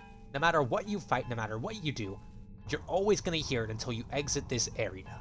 And sure enough, this thing does stay. And it will always stay in your ears for the entirety of this area. It makes you feel like you're going insane. Sure enough, we go through and we fight some of these guys. From what I read on the wiki, because I was not able to see this, but I'm looking at them. The wiki describes them as looking like mutated babies in luchador clothing, in a boxing stance. It's kind of horrifying. I would never have thought luchador, but if you look at it thinking luchador, it really is a luchador outfit. All their competences, basically their special moves, are based on math. Like someone's tuning a set of chimes over and over again. Exactly. There's only ever 2 notes. It's just an awful sound. Again, this soundtrack is so good at making you feel exactly what the game wants you to feel. You want to feel like you're isolated, but somebody is there. It's like you're isolated, but you're surrounded by people you can't see. That is exactly what it wants you to think. All their attacks are based on math. Natural logarithm, logical value, oblique asymptote, and division by 0. Most of their moves relate to some concept involving infinity. Whatever that means for their character. It is stay in the wiki. I have zero idea where the wiki got this from, but as they have been stated to have killed almost all inhabitants within the purified zones. It kind of made me when I first read this, it made me wonder if purifying the land introduced the secretaries and let them run free. And the reason that we couldn't find anybody in these areas was because these secretaries came in and killed everybody. But when I was looking around, I saw people saying that Mordisco said that is actually not the case. Just that they attack everything in sight. Isn't the whispering the same as the whispering in the nothingness? It does sound a lot the same. However, I don't know that for sure. Again, they're whispering stuff in French. They could be talking about breakfast items. I would not know. But we continue, and we actually find a Monday and a grand finale. This is actually the point where I was supposed to go over and talk about all the different items, but I didn't actually do any research on the items, so instead I just get to tell you that there are certain grand items that seem to be like the greatest items in the world that we can find throughout these purified zones. And same with the different days. There's Monday, Tuesday, Wednesday. Each of them has a different effect when equipped. Anyways, we go to the Pure Zone 2, and there's not very much to say. It's about the same thing. All the signs and posters are unreadable. The arrows from the puzzle are now question marks. Except there is one thing. There's a singular guy who's just alive here. He just says that now that the ghosts are gone, the color is gone, everything is gone, he's finally safe. He's now forever safe. Which is wrong, I think. The secretaries are still going ahead and killing everything. I don't know why this guy thinks he's safe. Maybe they're just hanging out outside his house, begging to get in. Maybe that's what the sound is. I don't know. But yeah, it's a weird moment. He's the only person we see to still be alive in a purified zone, except for the person who we're about to see next. I guess I just lied. Yes, you could say he's desperately safe. Yes. I'm really tempted to put on desperately safe just because you said that. Anyways, we also find Zachary is still here. Keep in mind, his brother just died up here, and he's still in the purified zone. We talk to him. He says that he's meowing at his lungs fullest, and would argue that the echo sounds like the voice of someone I know. It's a really sad moment, and it's probably the saddest point in the game. And depending on what you consider sad. And we end up finding a Thursday and a Grand Diagonal there. Yeah, I know, the cat is probably one of my favorite characters. Mostly because he's one of the few characters that actually have, like, a character arc in this game. But he really has some good moments, and this is one of them. I cut out a lot of the dialogue here, so I really can't put in everything that he said. But it was a good moment. Anyways, going past that, we continue. We get to finally turn off this music, because I hate it. I hate it for the reason that it wants me to hate it. I just want to point that out. And now we get to Zone 3. What is the song that plays in Zone 3? Show me, cheat sheet. Exterior areas of Zone 3. I cannot say the name of it because that would be a spoiler. I love that they named this one after something that you're gonna find out. Let's see. Begins with a B. Here it is. Wait, which is the inside version? Let's play the inside. No, let's play the outside version.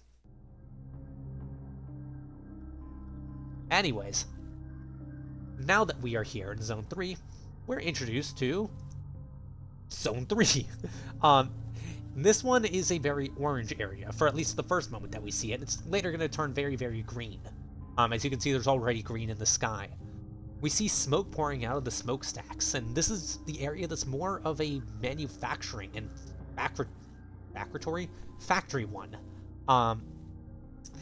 If the last place we previously saw residential in Zone 2 and agricultural in Zone 1, this is the manufacturing part of their little society that they have.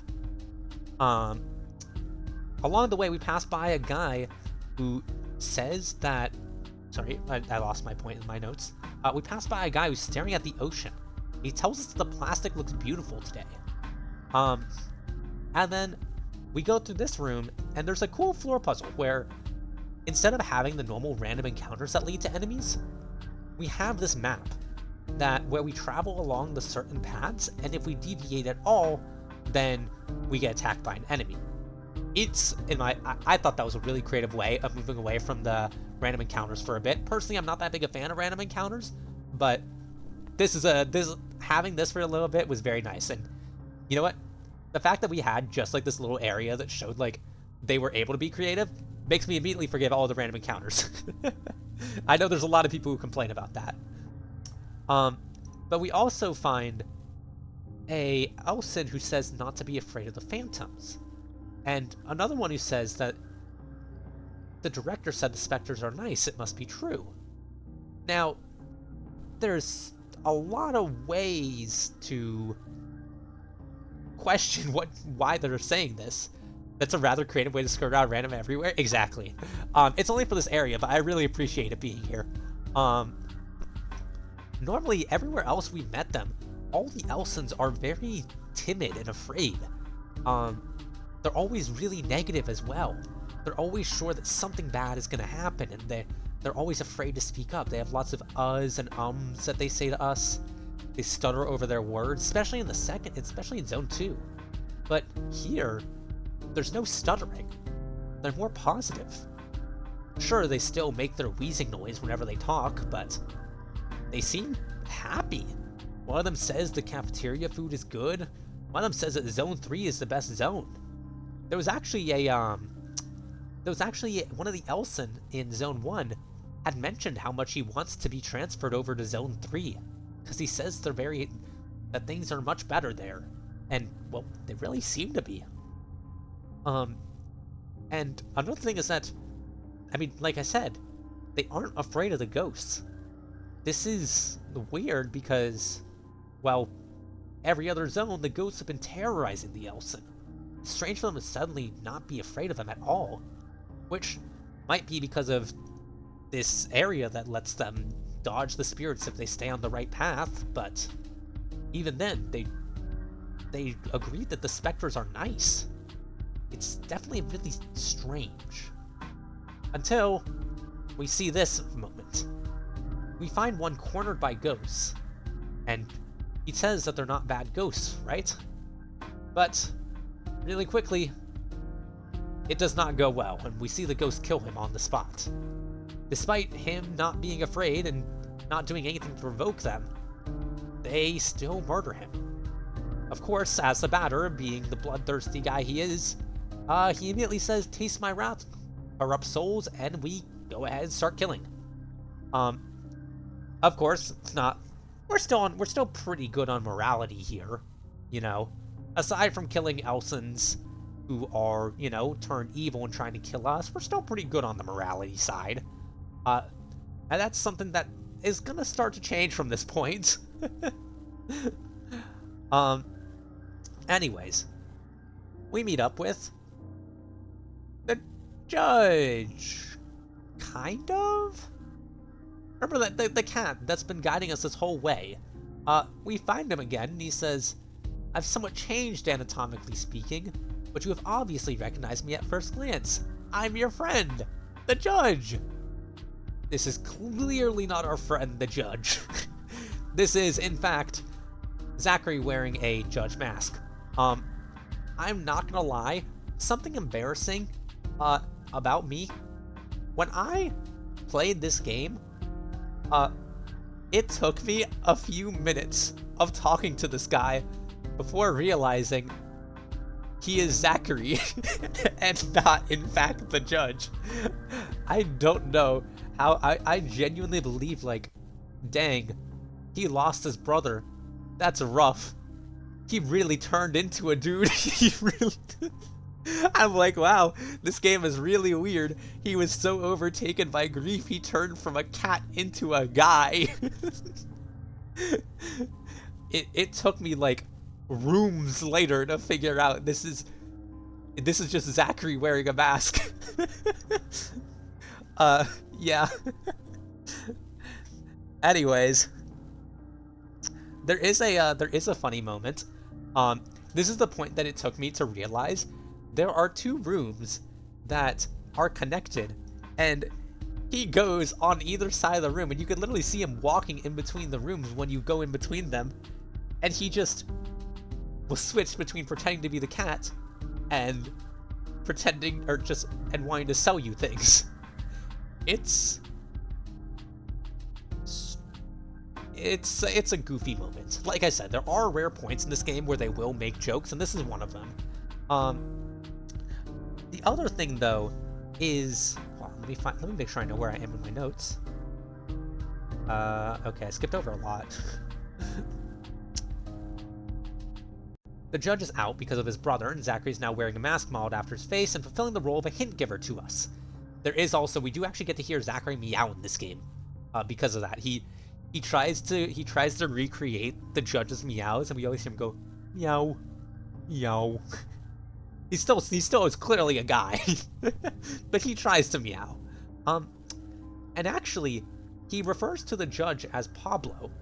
This is the first time that we ever hear his name be Pablo, and we never heard that. Even when he was talking to Valerie, the judge would always say, "It's me, your brother," never "It's me, Pablo," which is really weird.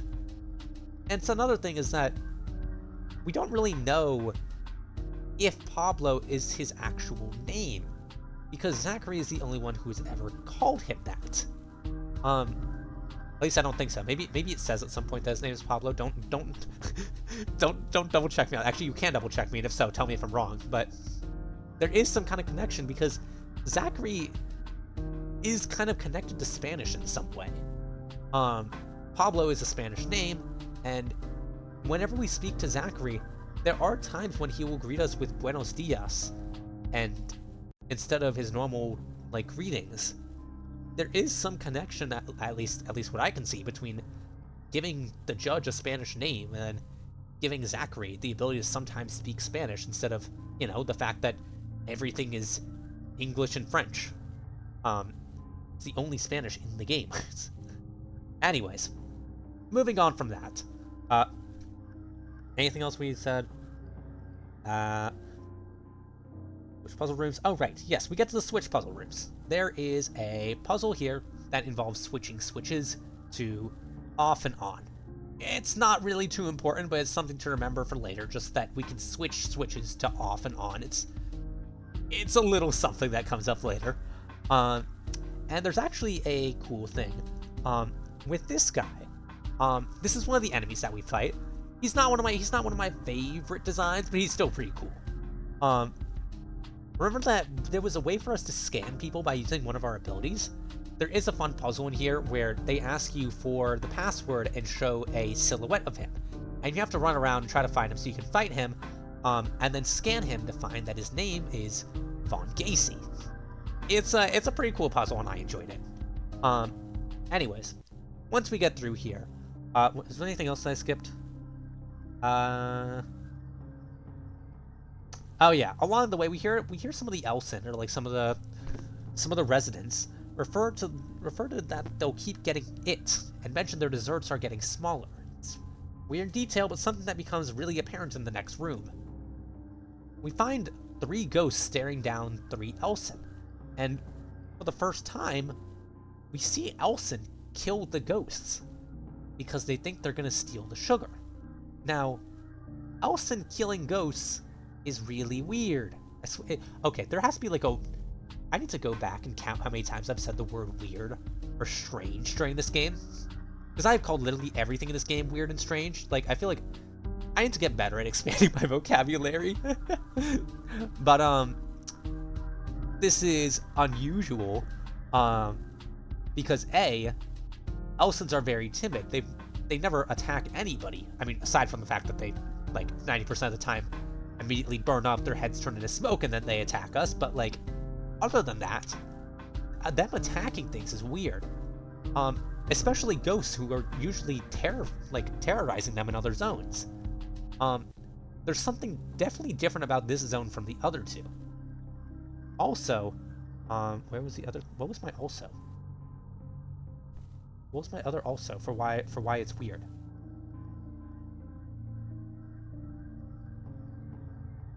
I cannot remember what my other also was. I had two things to talk about. But whatever. Point is, they turn and get angry at us, thinking that we're here to steal the sugar too. Then they turn to Burnt, and we see this. This is actually probably one of my favorite of the Burnt designs. Maybe second favorite, but I like this design. The big hands that come out, and like the smoke being almost like sent towards us. It almost like leans towards us and shoots out and like straight up. It's a cool design, and I enjoyed it.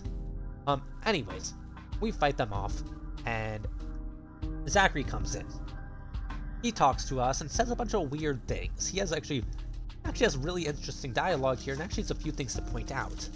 He mentioned that there's sugar around here, but he's very unsure if it's sugar. He says it seems to be sugar. I think it's sugar.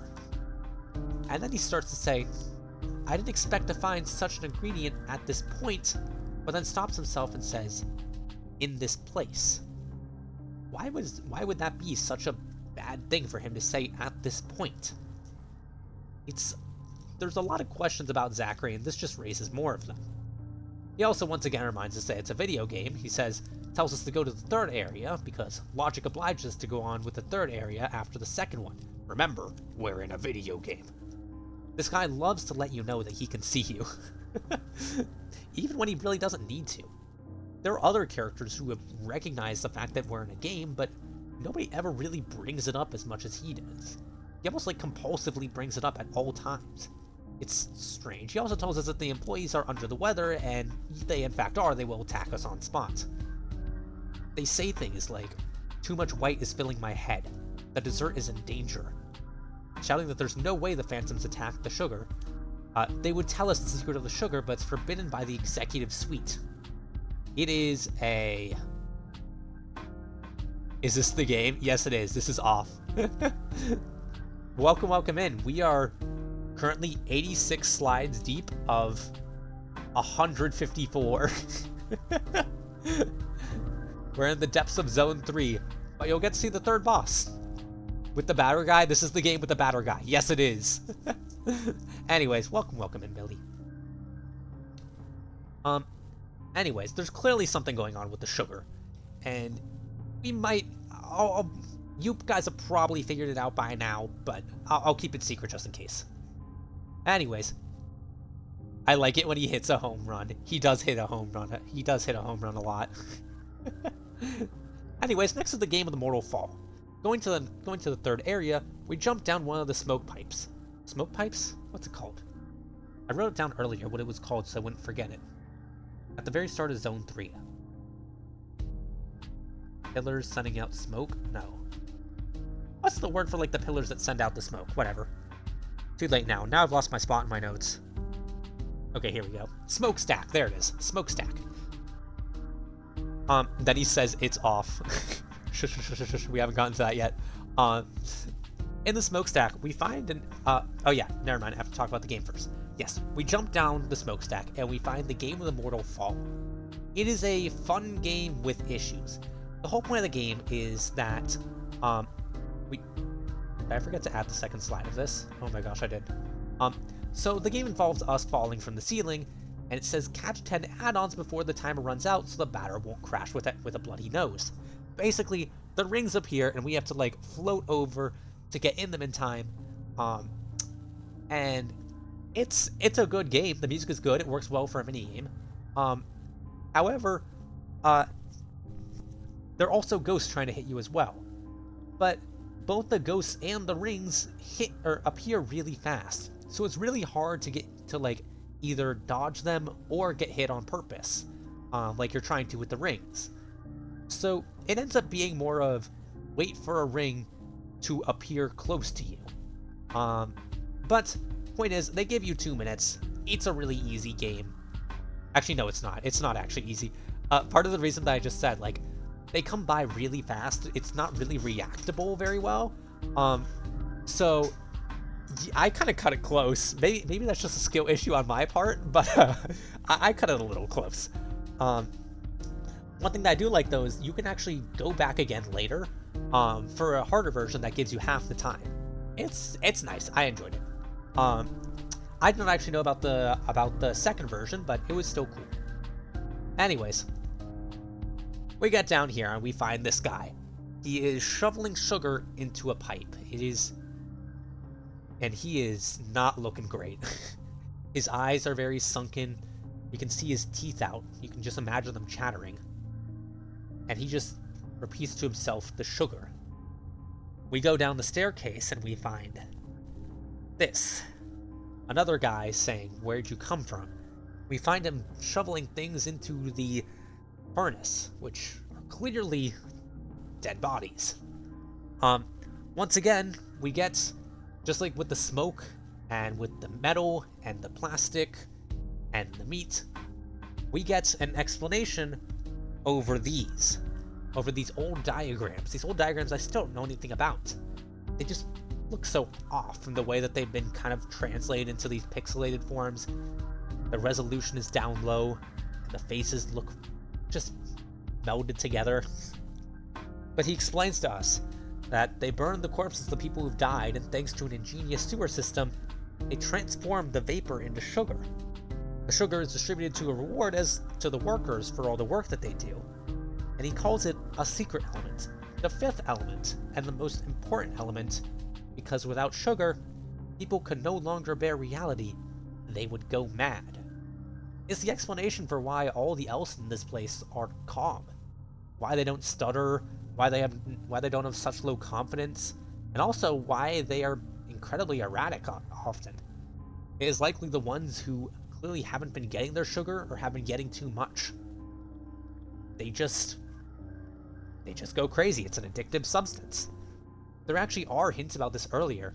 There's mentions of people trying to steal extra dessert, or trying to hoard it, or maybe taking too much. And it kind of points this from the beginning, but this is kind of the point that lays it out, even if you hadn't gotten it already. We ask who's responsible, and we're told that the director is. We are told to find him in Area 4, the last one that we have not been to. So, we go to find him. We jump back through that one pipe that we saw, and we end up at the monorail with Zachary. And, well, as he promised us, he is our replacement for the cat, and he will join us on our adventures. He tells us to hurry to Area 4 and meet that mysterious director, which we'll do. We go on the monorail, and, well, it suddenly stops, because something is moving in the way of the monorail. We go out and see this guy. He's clearly been getting too much sugar from the way his eyes look. All he says is, well, I can't really say what he says because it's just a bunch of H's. And then we get, I said that the designs for the burnt Elsons earlier were my favorites. But said they were almost my favorites because this one is my favorite. I like the design of this one. Its mouth is open way too far. The eyes are huge. And another thing, this guy won't attack you. And this is where the morality of the batter starts to crumble, because you might not even notice that this is happening. He looks like all the other burnt elves, and then they all attack you. Why would this guy be any different? Personally, when I played through this game, I did not even notice. I just attacked like normal until I beat him, and I moved on with my day. I thought he was violent and he was attacking me. Really, no matter how much you wait here, this guy won't attack. All that happens is the word help comes out of his mouth. Like, it comes out in like a smoky ash. It's kind of creepy, the fact that most players won't even realize this happens. And instead, they'll just beat him up and move on. But from the gameplay, or not the gameplay, from the story perspective, the Batter just killed somebody who wasn't fighting back. I mean, the game doesn't give you a choice. It's not like you can run away in this fight. But the Batter killed this guy who was, the H's were likely him asking for help, and it was so he could keep moving on the tram. Which, I mean, I say that the morality is falling apart, but the morality has kind of been falling apart. Remember, those zones that we purified, those were all pretty much torn to nothingness. Basically, when we killed the Guardian, even if the Guardian was evil, we just reduced that entire zone to nothing. Everyone in that zone, even like all those innocent people who we were supposedly helping by killing these tyrants, all died. And you can go back to find those zones at any point. There's nothing saying that the Batter would not have known about this by the second one. So, the morality has kind of been falling apart. It's less of if the Batter knows what's happening and more of if the player knows what's happening. Not like you're going to do anything about it anyways, you're still playing the game. So, we continue. Also, this has just reminded me, there's something I forgot to say. There were I was talking about, a while back, some mechanics in the gameplay that, you would not even need to really know or care about. One of them is the order that your characters stand in. It's a kind of interesting one. If you'll see in this picture, some of the rings are further up than the others. Those rings are more likely to be attacked by enemies, and you can use it to put the stronger ones at the front and the weaker ones at the back. It's kind of a cool way of prioritizing who your enemies fight. It's like a taunt mechanic, just inherent. It's a cool mechanic that would be cool in other games. It's just that this game isn't very hard, so it's never really something that you really need to care about. The other thing is that it's not in your like main menu. It's actually in the like attacking menu, like on your turn. So you can change it up in the middle of a battle, even though it should probably be something that you've decided before the battle starts. But whatever. As I've said, this game's fighting system is not the main appeal anyways, so it's fine if it's actually just kind of a nice quirk to have in there. Having like interesting battle mechanics that aren't really necessary, but it's whatever. The fact that we have them is nice at least. And it gives you an extra thing to toy around with when you're just doing nothing. And then again, we can move on. Where is anything else that I didn't mention? Burnt Guy doesn't actually attack. Love his design. Music stays the same, not a battle theme. Right, in this fight the music stays the same instead of playing the normal battle theme. Next is the Insane Asylum. I call this area the Insane Asylum. I don't think that's even the name of it. I'm sure I'm about to see the name of it when I look up the soundtrack and what plays during it. Area 4 of Zone 3, that's it. And the name of this one is Endless Hallway. Let's see. Slower version, 50% sleep. Okay. Let's go to my music. And play Endless Hallway. For some reason there's 4 versions of this. One says Stuck. One just says Endless Hallway. One says Endless Hallway 2. One says Endless Hallway 3. And one says Endless Hallway Fight. Let's just play Endless Hallway. Yep. And this is the Endless Hallway. It is... I call it the Insane Asylum because it kind of is. There's endless doors that make it very confusing to get around. It is... Actually, it makes me very glad that they made the area layout so simple, because otherwise, if it was any more complex, I would be complaining about it. Because I get lost with everything.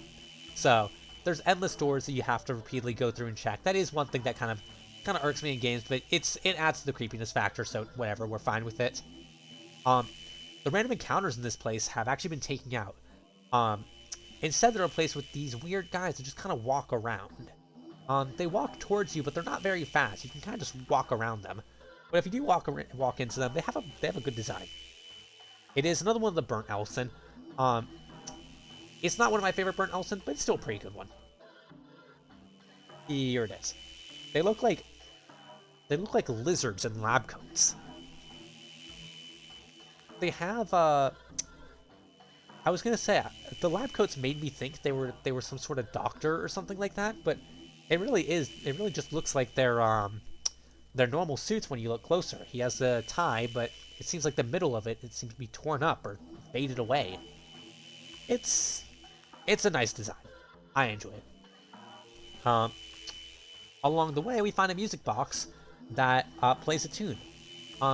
We can give it to Zachary, and he actually tells us a hint if we do. He tells us to check the Q&A in the README, which gives us the code. Which, firstly, why does that need to be it? If you go into the Q&A, because there's a README file that comes with this game, it's one of those games that you actually need to download. It wouldn't work if it was on Steam, unless you had to go into the Steam files to find this. In the common questions and answers, there's one that says, are there any secret codes in this game? And it says, yes, downright A, B, start. Which is a ridiculous code considering you're playing this on a keyboard. You can't put in start. But there is actually one area where you actually can. You can put in this code. As you do, you get to move along to the next area. You get to go through... Did I really skip the entrance? Well, we get to the director's office. We finally get to meet the guy who's causing all of this.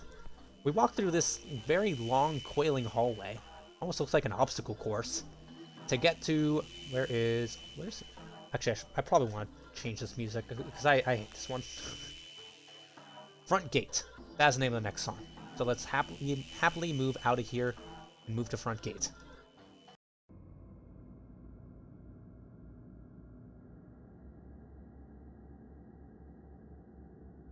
Okay, this doesn't sound like anything.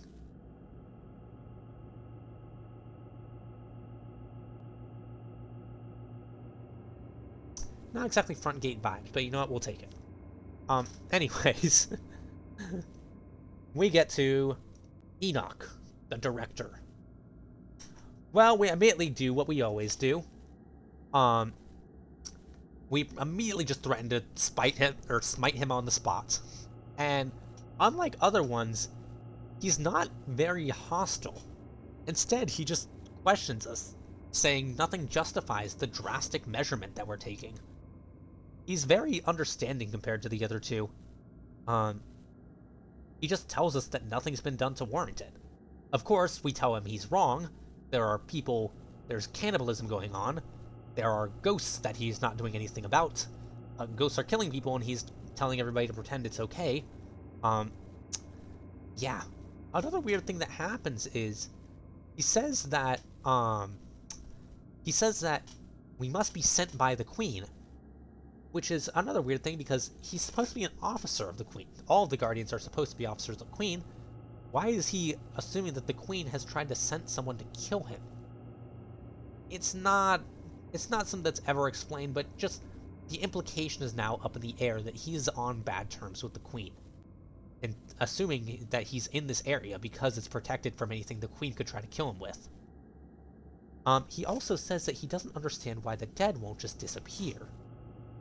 And the Batter questions this. He asks what he means by the dead. Where's the spot in my zone, or in my notes that says this? Yes, he said he doesn't understand why the dead won't disappear. When the Batter questions him, he says the ghosts must logically be the spirits of the dead. He says it makes sense, and he doesn't understand why anybody else wouldn't think so sooner. Which, I mean, it makes sense. We think of ghosts and spirits as being souls of the dead, but nobody in this game has ever thought of it thus far, other than the Batter. He once calls them like souls of the damned, but he's the only one who says that they're souls of the dead. It would explain why, if that's what he's been telling the Elsen, they might be saying that they're more friendly and be more responsive, but it's also partially going to be just the addictive sugar that he's feeding into their veins anyways.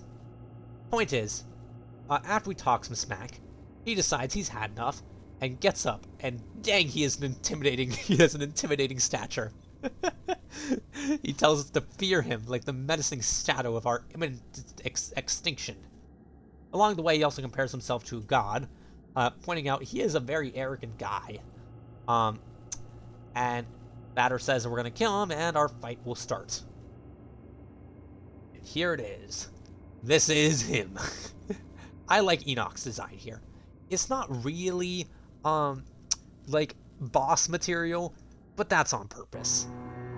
This is a song that plays when we fight him. He says his battle sprite is so silly. Yeah, like I said, it's not really boss material, but that's on purpose. We try to fight him, but really nothing we do gets through him. Let me turn this down again, because I think it's high up again. Nothing we really do works. Instead, the batter has to tell the player that we need to run now. It's the first time I actually had to run from a battle, because, as I've said before, this game is easy. I need to have, like, counters for the different things I'm saying, because I feel like I'm repeating myself a lot. And I was not very smart. I ended up staying for, like, 10, 12 turns when I first played this game, just, like, continuously attacking. Like, come on, man, one of these has to work. Because it's funny. When we first were introduced to the game mechanics by the judge when he was explaining how to fight, he referred to fleeing as the option of the coward. It's funny that the batter is the one who suggests it. The batter is the coward. It's kind of a strange thing to think of him as one. He's been the one who's constantly charging at everyone, saying that he will destroy them. Hearing it recognize that he is a coward is kind of a unique point. Anyways. Well, after we get into a chase scene. Oh yeah, also there's this funny line from the batter after we run away. Damn, this lard ass is beefier than I expected. We'll have to find another way to defeat him. And let me actually see if I can find the race of 1,000 pounds. That's the name of the song that plays. Let me pause this music so we can play this. This is the song that plays as he chases us. I really thought that the song would be anything different from this when I went back to see the game again. I was like, I thought I remember this chase being very scary, and visually it is scary. I have zero idea why they chose this. I imagine this song is very loud, isn't it? Yes, it is. Okay. Because I played this one from the website instead of my files, so it's louder. It's funny. All the other sounds in the soundtrack, or all the other music, has been really good at making you feel exactly what, like, information or like what emotions you wanted to feel. But this one was kind of a strange pick to play when you're running away from a boss. Also doesn't last very long because the race doesn't last very long. But that's why the path we took up here was filled with all these, like, different holes and stuff to make it so you have to run around them when you're running away from Enoch. It's a fun chase sequence.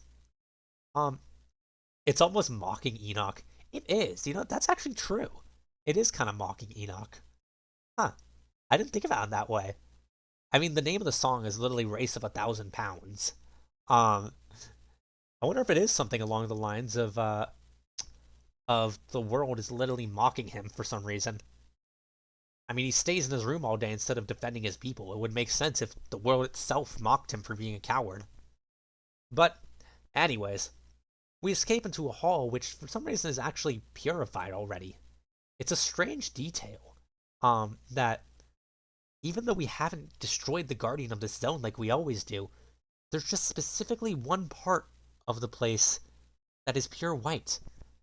I could not figure out why that was the case. I genuinely think it might have been a bug or something, but it's a hallway that was already purified. I didn't actually take a screenshot of it, but I promise it's a thing. Anyways, we get back to the tram and he intercepts us. He moves in front of the tram. This time he's hundreds of times bigger. And he's furious now. He's angry that he had to drag his body through all the pipes of his own domain. And he says that the batter mentions that, well, he's an idiot. He's worn himself out. Now it's time for the real battle. Whoa! J-Dad! Thank you for the raid! JFag raid! Welcome in! How are you doing, buddy? What were you doing? I'm in the middle of playing, or not playing off, but giving a big endless synopsis. Um, we're on. Let me give you a shout out, man. Let me go shout out J Dead the Goat. Is that Kingpin? No, he's not Kingpin. He might as well be though. He's basically Kingpin. J-Dead the Goat. Guys, go follow J-Dead the Goat. He's literally the goat.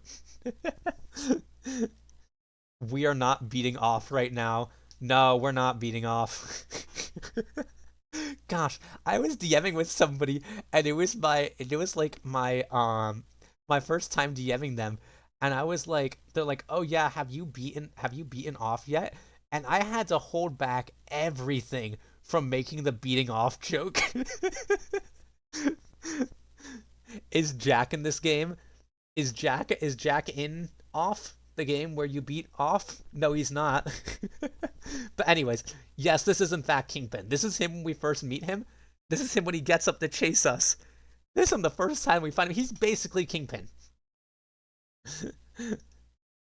This is him. This is him in our chase scene. And yeah. And then now we get to the actual real boss fight. And let me put on the music for that. The music for it is, what's the music? It is, no.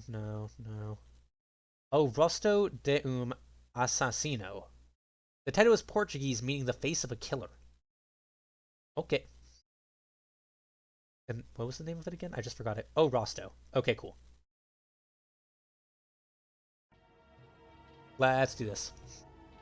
I once said I beat off on my 15 plus off server and someone screenshot and DM'd it to my friend, told him I was problematic. No. Well, that's dumb. That's funny. But anyways, we get to play his boss theme, and this boss fight is amazing because we are tiny in this one. We are just tiny compared to him. Most fights look like this. But we have been shrunken down to just an almost like laughable size. It's clearly like mocking how big he's supposed to be. And he also makes a strange line. He says, your game is nearing its end, batter. And that's actually a weird translation. The original translation is closer to game over, batter. It's a French phrase that actually means like game over as you'd see in a video game, which actually makes him the third character to recognize that this is a video game. The judge kind of halfway recognizes it, and Zachary brings up the fact that it's a video game every 2 seconds, but he's the first of the Guardians to actually talk about anything being a video game. And we also get this really good battle music. I really like it because they have this alarm. It came in right on cue. It really feels intense, and it really feels like you're fighting a crushing force. All the music, it keeps rising and dropping repeatedly to make it feel like it's always getting bigger. I really enjoyed this theme. Fun thing, whenever we fight him, we only target his head. You always see like enemies flash when they get hit. And it's just specifically his head.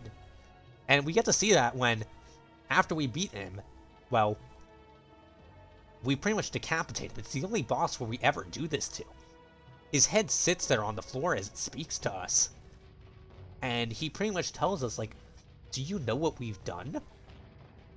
He tells us that all the people who live here are gonna disappear. I mean, that's how it's worked with every other zone. We have no reason to assume we'd be lying.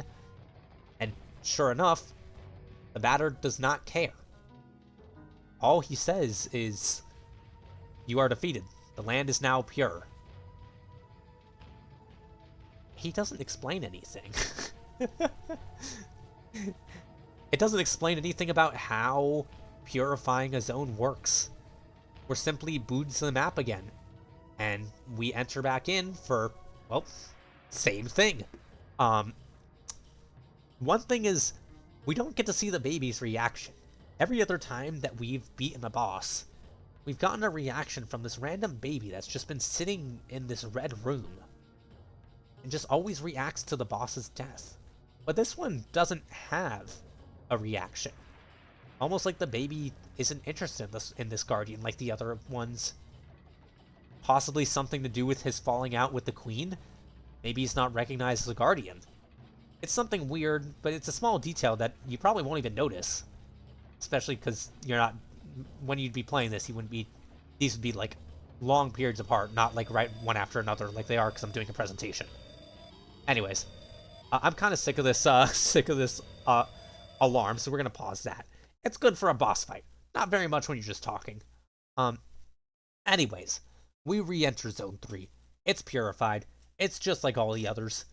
We fight a horrifying version of the secretaries. Just gross ones. Now they're wearing luchador masks for some reason. They seem to have like what look like stitches or cut lines on them. As always, they're in this like boxer, like ready to punch position that it's not really explained ever. One thing that I always thought was weird is all the specters, or not the specters, the secretaries. If you look at their concept art, it says right above them, "Love for everyone," which is strange considering whenever we see them, everybody is dead. Everybody in the area is gone. There shouldn't be love for anyone, let alone love for everyone. Unless it's talking about everybody who dies whenever they appear. It's a weird line, and it's the only time you ever get to see it is in the concept art, but it adds a little bit more mystery to what these guys are and how they work. It's just strange. Anyways, we go through the area. It's like the other purified areas. We have to listen to that awful music. Everything's colorless. There's no people. There's new chests. New secretaries. Or signs can't be read. And there's no minigame this time if you jump through the smokestack. Instead, you just fall down to the bottom and keep going. There's one new area that requires walking aimlessly, but it's not really worth talking about. We get a Grand Spectral and we get a Tuesday. And then we get to move to the room. This was something that had always been on the map. I'm going to scroll back up to find it. We're on 112. Trying to remember that. Where's the map? Here it is. This was always the little white circle that we see in the corner of the screen. It was never anything that like came up, or whenever we tried to enter it, it would say it was locked, like the other zones. And we now get a card that lets us unlock it, the Aquarius card. And like always, I have zero idea what Aquarius has to do with Enoch. Maybe a joke about water weight in there somewhere, but that's about it. And we finally get to go in, and we get to see a screen card. It says, Chapter 5, The Room. Well, that makes sense. New chapter, we're entering the room, except we haven't had any chapters up until this point. We've never had a chapter card. It hasn't been chapters. We've gone to different zones. We've been to Zone 0, Zone 1, Zone 2, Zone 3, but never chapters.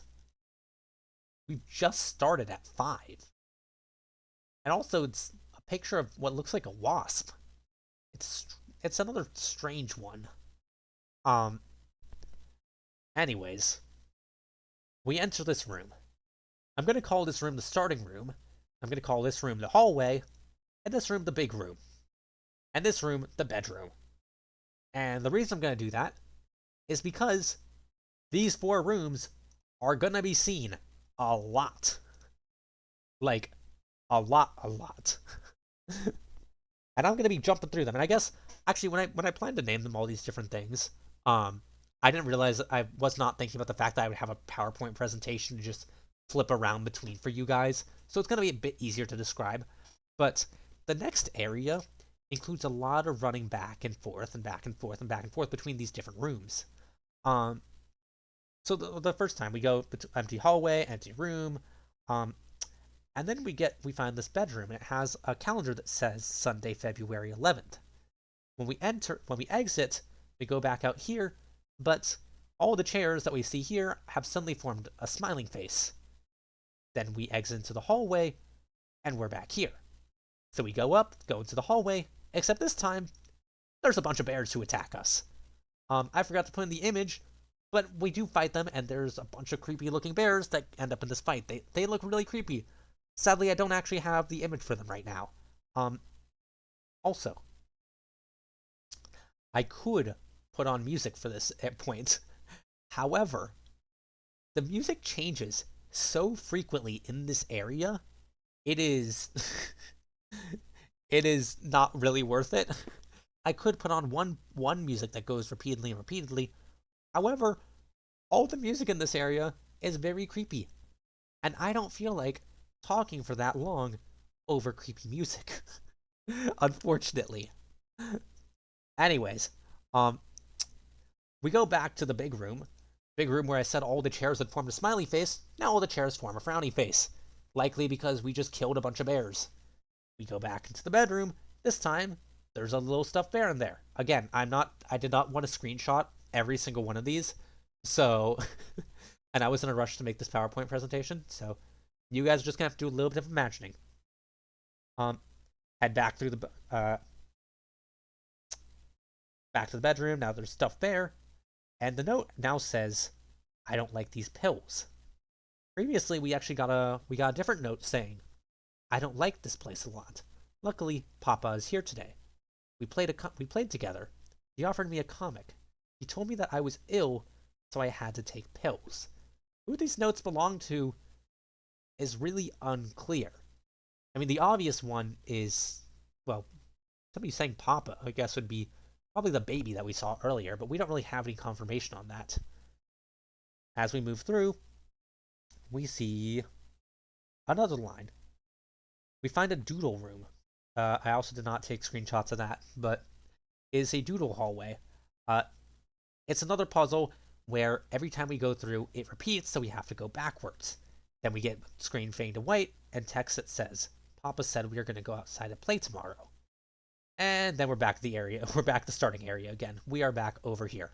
I'm going to flip through these a lot because it happens a lot. Then we get to see a new title card. Chapter 4. I had 3 friends. So, it's not that we just haven't been doing chapters up until now without realizing them. It's that we're going backwards in chapters. Well, anyways, we go back through the same process of going through those 3 rooms, and we end up with a new world map. It's similar to the one from before, but not really. It's a child's drawing. And it's labeled as... Where is...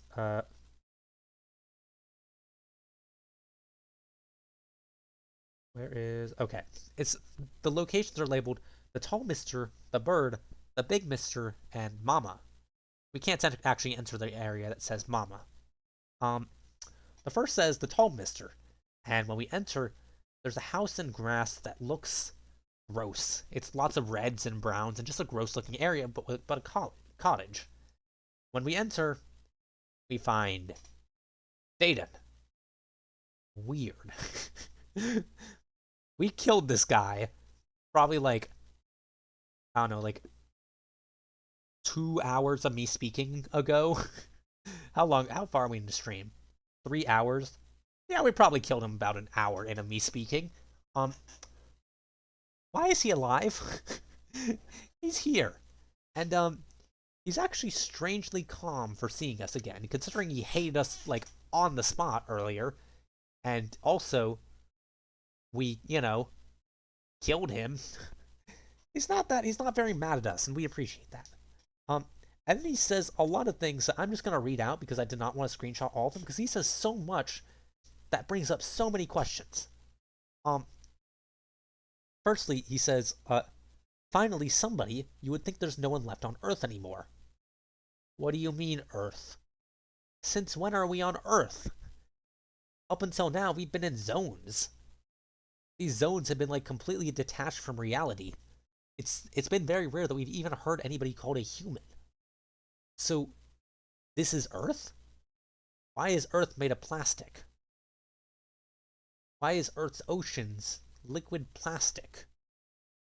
It's weird. The fact that nobody's ever mentioned Earth before up until now, and even when we do, it doesn't make sense. And then he says, I'm glad to see you, my boy. I got bitten by a cow and the pain is hard to bear. Plus, it's been 9 o'clock for a while now. I don't really like that. What are you doing anyways? This isn't really a place for you. Oh, but no, God's sake, don't cry. Everything's fine. Come on. Calm down. Here, dry your tears with my coat. This is only the beginning. It can only get better from now on. Which, just so many questions about what he is talking about. Firstly, why is he nice now? He's not vulgar anymore. I mean, like, sure, he said for God's sake, but that's nothing compared to, like, slurs. Nothing to, like, how incredibly insulting he was to everybody around him when we last met him. He also is not trying to kill us, considering we killed him. It also makes it seem like, who are we? And by that I mean, who does he see us as? He made it sound like we're crying, and that we're somebody he should be taking care of. It sounds like he's talking to a child. And then, next, what's up with the time? He said it's only the beginning, and that things are gonna get better from here on out, but he also said it's been 9 o'clock for a while. And lastly, where are we? How did he get bitten by a cow? Where is the cow? There's no cows around here. Any cows that should have existed should have just been completely erased from existence when we purified Zone 1. Those are like the only cows that we knew of. And we just have no idea what's going on. Anyways, he tells us that he doesn't like the fact that it's been this day for so long, so he tells us to grab a calendar. And we go grab a calendar and bring it back to him, and he appreciates it. He gives us a book with an unreadable title. As a gift, I guess. He says we don't need it anymore. And he also says to us, your mother, don't worry, she'll come back soon. She's just off to see the new world. She's someone really important, you know. Once she's back, she'll revive all of this, and everything will work again. We'll reconstruct everything with our bare hands. No exhaustion shall stop us. We'll be the future's builders. It's gonna be great. We'll ride a pedalo. It's gonna be awesome. And it's weird. He talks about our mother. Clearly it really seems like we're a child here. But he also talks about our mother like she's someone important. I guess the only person important who'd be a female in this world would be the queen. We haven't seen her yet, but apparently we are her son? It's another weird one. And I say us, but it's probably the baby, because he's the only really child we've been seeing. The only other mentions of children would have been, when the bird talked about how all of his subjects were like his children. But other than that, the only child we've ever seen was, well, let me scroll back and find him. This weird baby in the red room who seems to be watching us from somewhere. It is off, to say the least.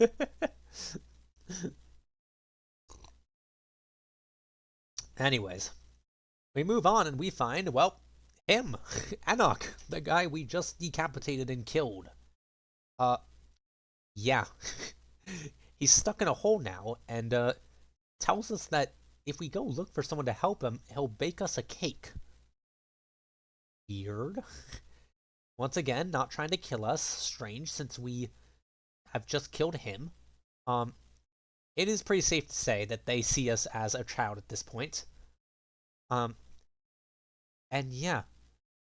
He asks for help getting out of the ground. He recognizes we can't do anything, but promises us he'll bake us a cake if we find someone to help him. So next we go to the last area, labeled the bird, and find Japhet the Firebird. In his very tiny bird form, not inside of a cat either.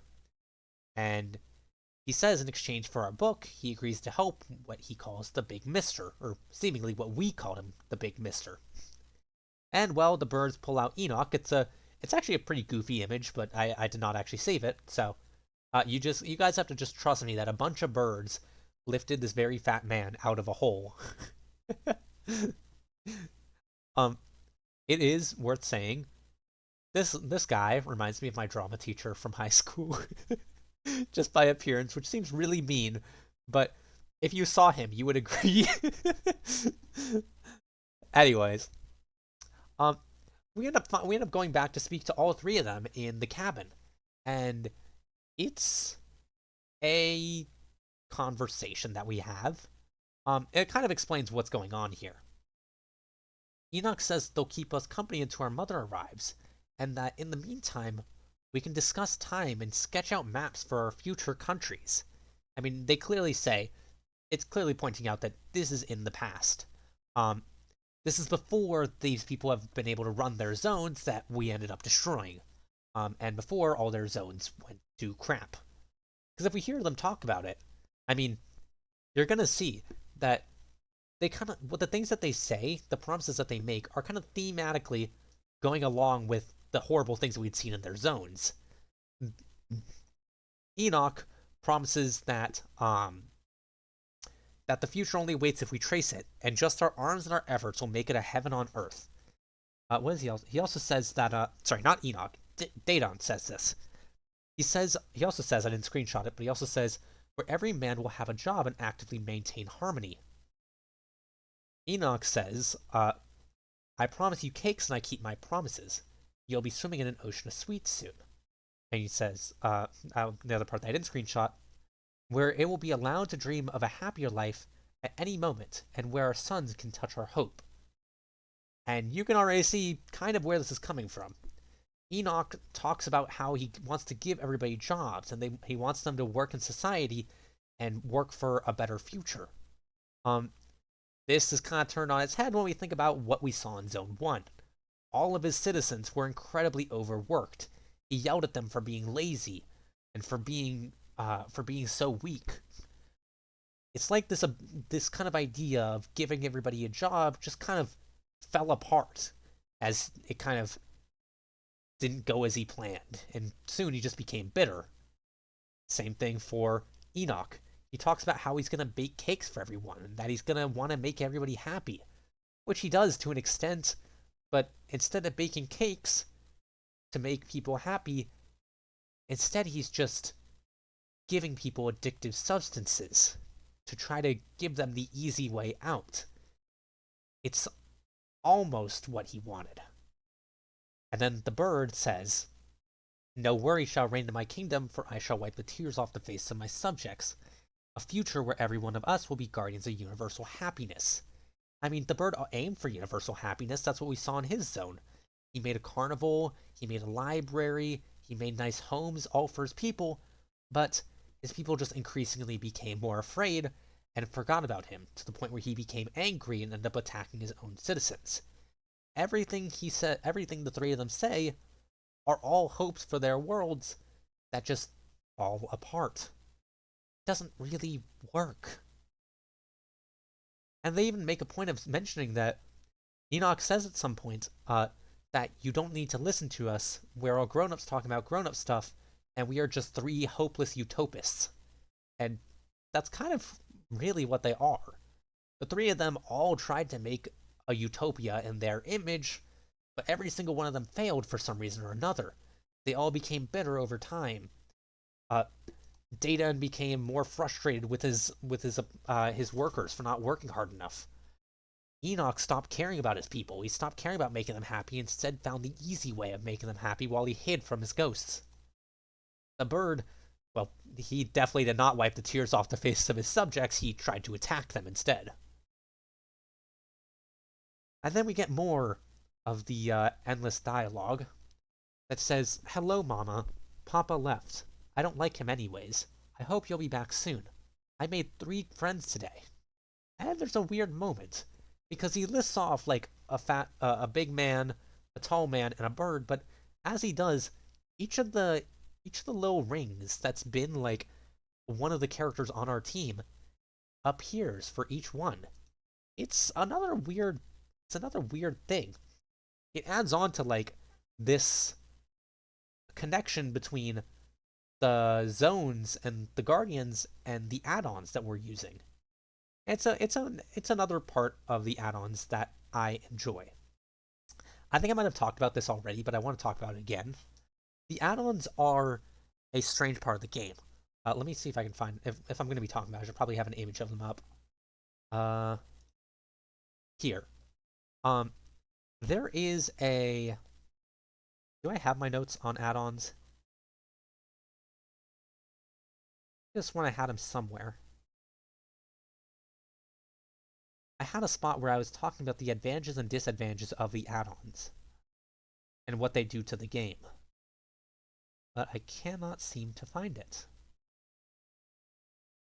Whatever, I'll have to just raw dog it. Let me find my old spot where I was at. Okay. So add-ons are both good and bad for the game. It's kind of how you look at it. I saw one person talk about how the add-ons were kind of made the game more boring. And as I always think of them as representing promises / broken promises. I love them so much. Ha! I did not think about them that way, but that's one good way of thinking about them. It is, what was I gonna say? Right. They replace party members. You'd think most games around this time have a party system where you'll have like 3 or 4 characters. And these 3 or 4 characters would have interesting dynamics and conversations with each other. That's not something that ever happens in OFF because, you know, they don't speak. They are big floating rings. You know what, fuck it. If I'm here, I'm putting on, where is Pepper Steak? It's the best song in this soundtrack, so we're putting it on. Pepper Steak. There we go. This is what we need to hear right now. We're talking about game mechanics. Put on the battle music. Anyways. Brain, let's do this. I thought that it actually might work better for the game. The game is supposed to be centralized on the batter, and even then, he doesn't speak very much. He does have interactions with other characters, such as, like, the judge and Zachary, but even then, he still barely speaks.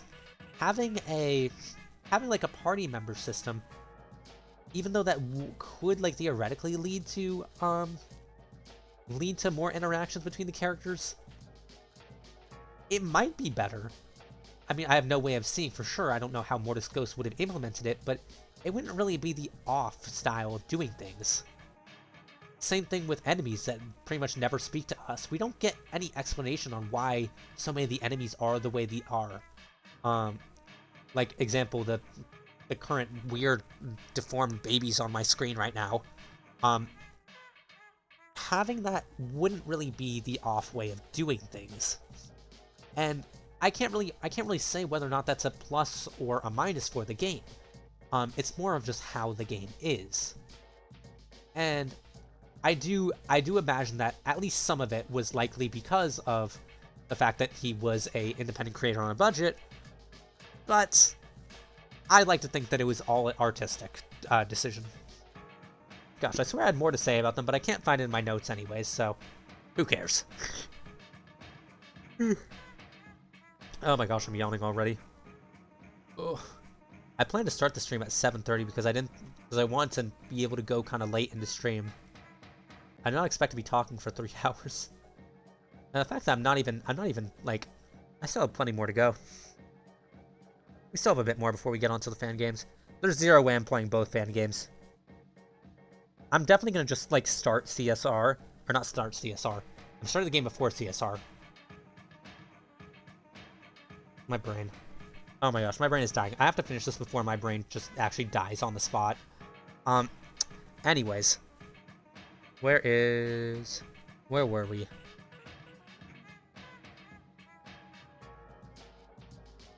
We are on Chapter 3, The World in a Window. So let me find that in my PowerPoint, now that I've found it in my notes. Nope, not Chapter 2. CSR is long, by the way. Yeah, no, there's zero way I'm finishing it. Yeah, no. Ugh. Gosh. I'm definitely gonna start the game. That's something that's gonna happen. I'm definitely gonna start it. I can't finish it in one sitting. Yeah, I won't be able to either, especially after all this. And CSR is not the first game, right? There's another one before it, right? Wasn't there? No, wait, I'm trying to... Maybe that's a different one. Oh gosh, that's something for later. For now, Chapter 3, The World in a Window. Let me actually find some creepy music to put on. Because I know that there's definitely something else. Where is...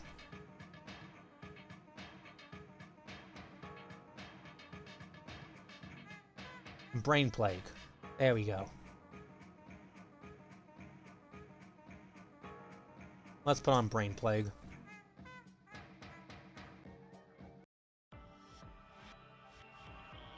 There we go. Technically, yes, but you don't have to play it first. There's a short prequel. Oh. Wait, prequel is in created after or created before? Anyways. Let me go back here, look at my notes, and we get to finally continue this. One step closer to the end of this stupid thing. We're sent back to the title screen, but the quit button doesn't... Oh, wait, no. Yes, okay. This is something I don't really have screenshots for, so you guys are just gonna have to listen to it. Let me actually make sure that this is not too loud. No. Okay, checking on it, it looks fine. Audio's fine. I'm gonna turn it down to my end, then. We're sent back to the title screen, but the quit button doesn't do anything, and neither does the new game button. The continue button brings up our 3 save files, but that's not right. We haven't used save files throughout this entire game. There's always been the singular save file. And that's because the next area uses the save files as a puzzle. I'm gonna be honest, I don't remember any of how the puzzle worked.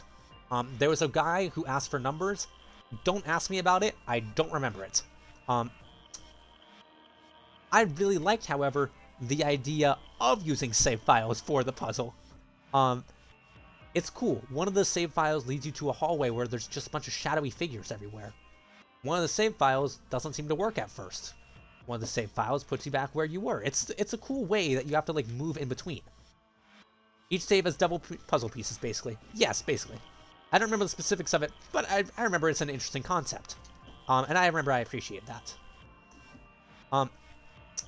The next thing that happens is we get to this quiz room. And actually, I'm curious. There has been 2 questions that I've actually mentioned while doing this, while I've been doing this presentation. I'm curious if anybody remembers what was the day I said was on the calendar. This is actually a part of the quiz that's in the game. There's 4 of these questions, and each one gives you a pretty powerful item. It's nice because even if you don't know any of these, you're either going to look them up to get the items, or you're just going to guess, and chances are you got to get like 1 right out of the 4 of them. So, it's a pretty fun one. So, does anybody remember what day I said was on the calendar? It's a really... I mentioned it pretty offhanded, so I doubt anybody does, but... Maybe an off fan. If not, I don't expect you to. The answer was Sunday, the 11th of... Wait, was it? Hold on. Yes, it was Sunday the 11th. 11th of February. Yes, it was 11th of February. That is the day that was on the calendar. Then there's another question of what was it? Which station can I find metal in the stomach of a cow? Now this one's harder because this is from the very beginning of the presentation. During the first zone. Can you remember which one had it?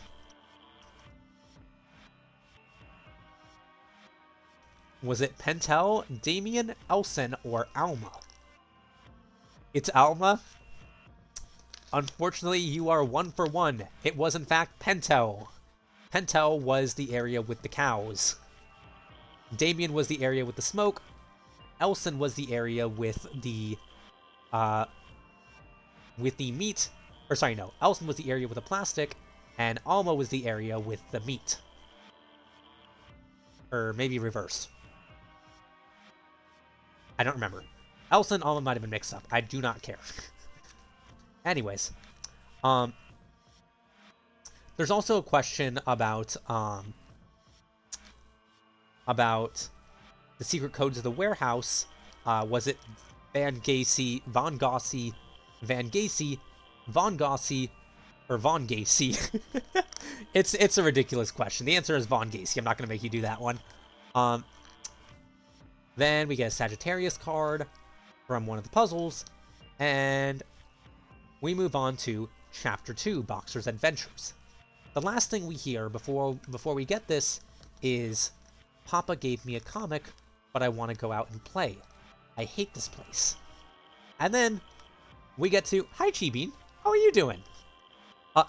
I'm giving a presentation on a very strange indie RPG that I love. Off. We are playing one of the creepier parts of the game, so, oops. You came in, for this. I do good. I'm glad to hear that.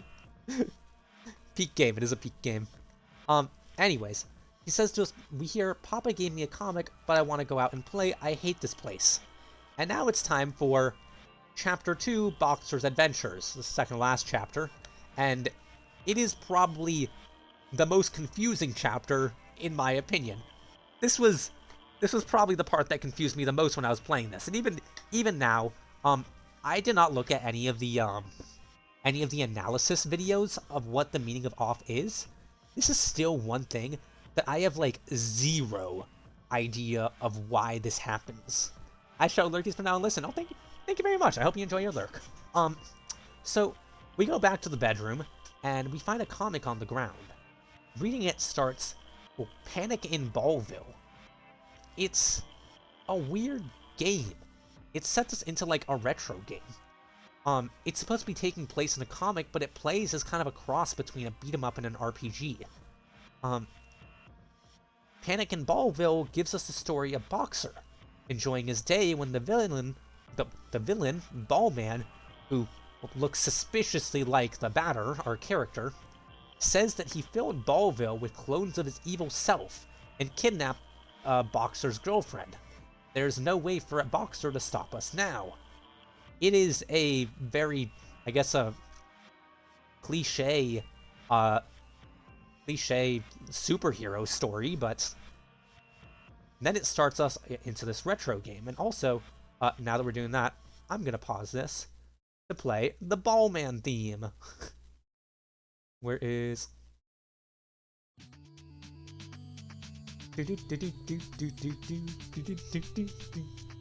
They make us play this game where we run through these different areas with these clones of pretty much a baseball player.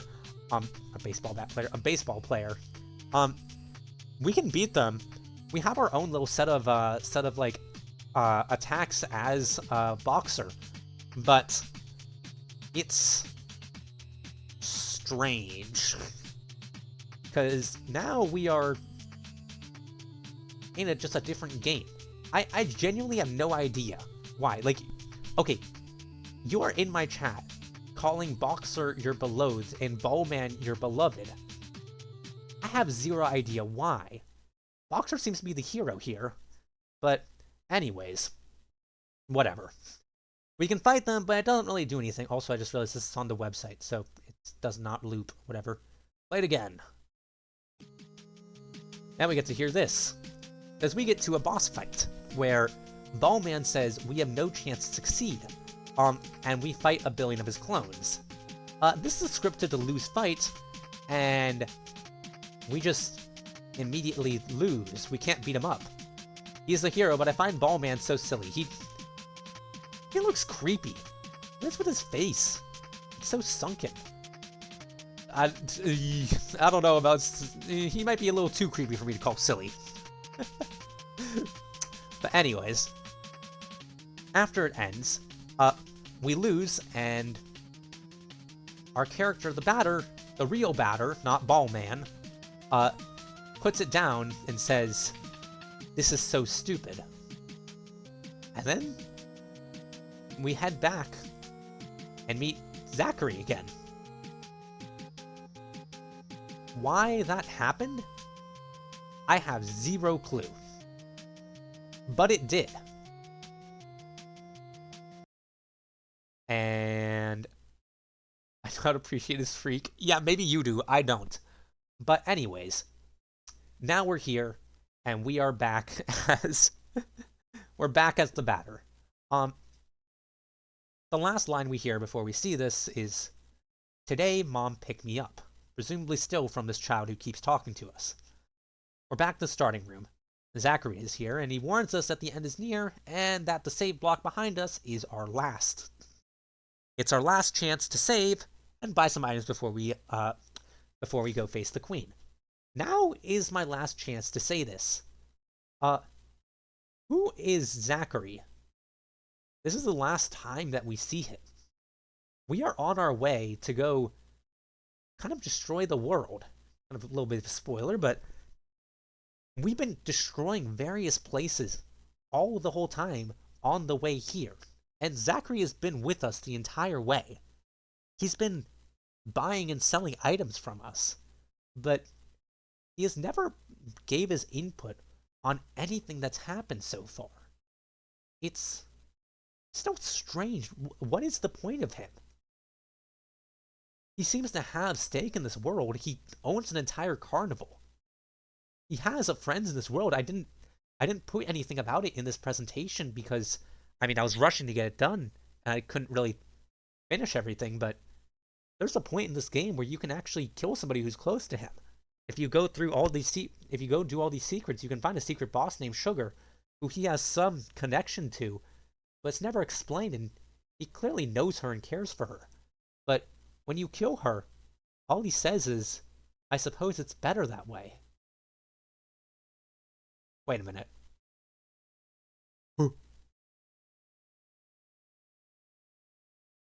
I just had something hit me as I was talking.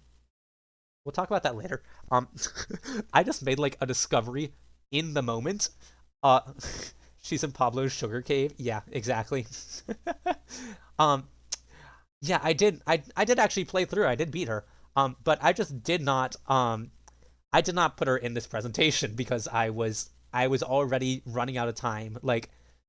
As I was writing this, I had 4 hours before stream, and I'm like, nope, we're not talking about sugar. We're not talking about sugar. That is a box of worms that we are not opening.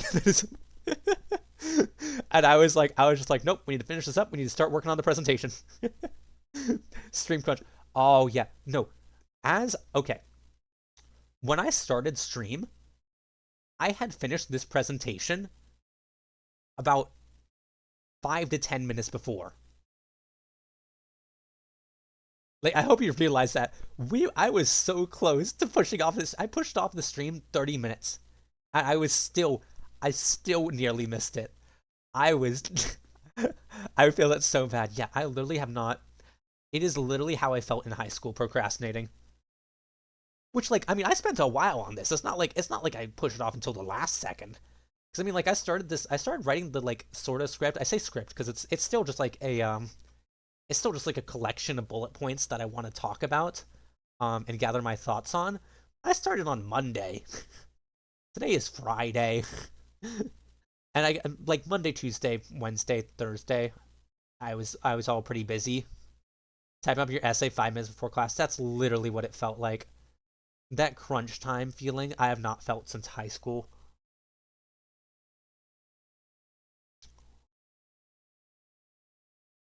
My work that I have, my job doesn't require me to do any of that, so I'm lucky. And yeah, that's part of why near the end, the PowerPoint kind of falls apart. Earlier in the PowerPoint, I had these little quoted slides. Wait, where's a good one? Not early on. Yeah, I am Jafet, creator of the city.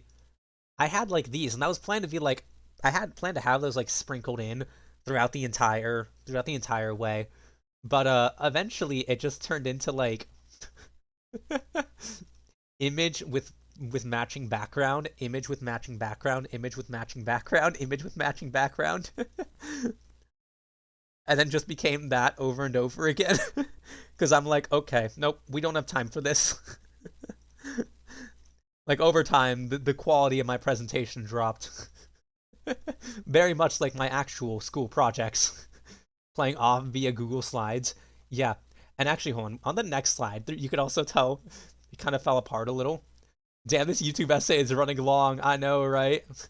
Like here, you can see I screenshotted this from a YouTube video, like this moment, and you can see the barely remainder of me going back 10 seconds to get it. And I'm like, nope, we are already, like, stream is in like 5 minutes. This is the talking about PL Badwater for 12 hours stream. Nice. Yeah, this is my talking about PL Badwater for 12 hours.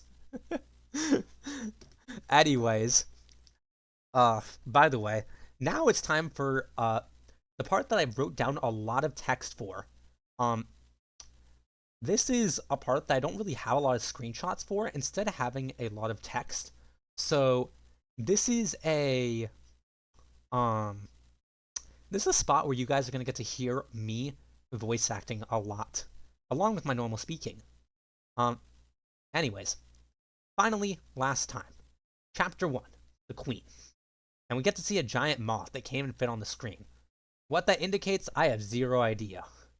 But anyways, the clouds are in the background, and we climb up our platform on 4 pillars. We climb this long staircase. We don't usually get to see clouds very often. We only got to see them in what? Well, I mean, I guess over here, but it isn't that rare, or isn't that common that we see clouds. We're usually staring at the ground. We find the queen. On the ground. Wait, okay. Bro, we are messing up our spot. We reach the top and find her standing sprite. Her blank face. Thank you for the hydration. I need this water right now. We reach the top and find her standing sprite. Let me actually find the music. Oh my gosh, I'm interrupting myself again. The name of her song is Woman of Your Dreams.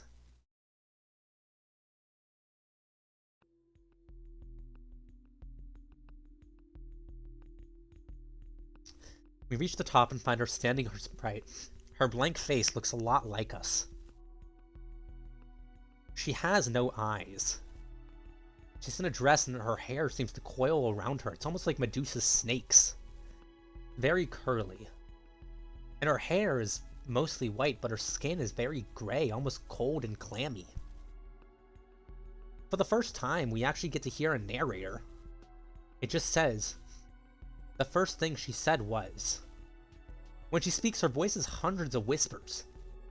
It makes it feel like all the whispers that we've been hearing so far throughout the game have all been from her. Of course, they're all in French because this game was made in French. If I could play it for you right now, I would, but I'm not going to ruin the moment by going back to find something else again. She says to us, "You're finally here, Batter. The wait for your arrival has been a long one, but your way was in vain. You will do naught but raise trouble. Return home." Always keeping his icy assurance, the Batter said back, "That is what I did. This here is the cradle of my father. Your guardians have fallen. You are now the queen of a kingdom which no longer exists." Surprised but not at all taken back, she asks, "Why have you destroyed the nation that I have rebuilt?" The answer was simple. You've never been in this place to do even the slightest thing. Your role was to take care of him. You have failed your task. Now because of you, I must complete my sacred mission. The Batter's been talking about his sacred mission the entire time. Now, we get closer to it. We're close to the end of this whole mission that we've been on this entire time. Continuously withstanding the attacks the Batter had brought between them, the Queen called a spade a spade. She said, "I have done all this for him. I truly wish for my child to be happy." The Batter replies back, "We were too busy preparing the birthday party, and we forgot who it was for." This response eradicated the patience of the Queen. "You have ruined the carnival, Batter. I will not let you lay a hand on the sun that has brought us into this world. Today you will fall." The sun that has brought us into this world? It makes it seem like their sun has created them, instead of the reverse. The screen fades to white. And then the fight begins. The name of this theme is Avatar Beat.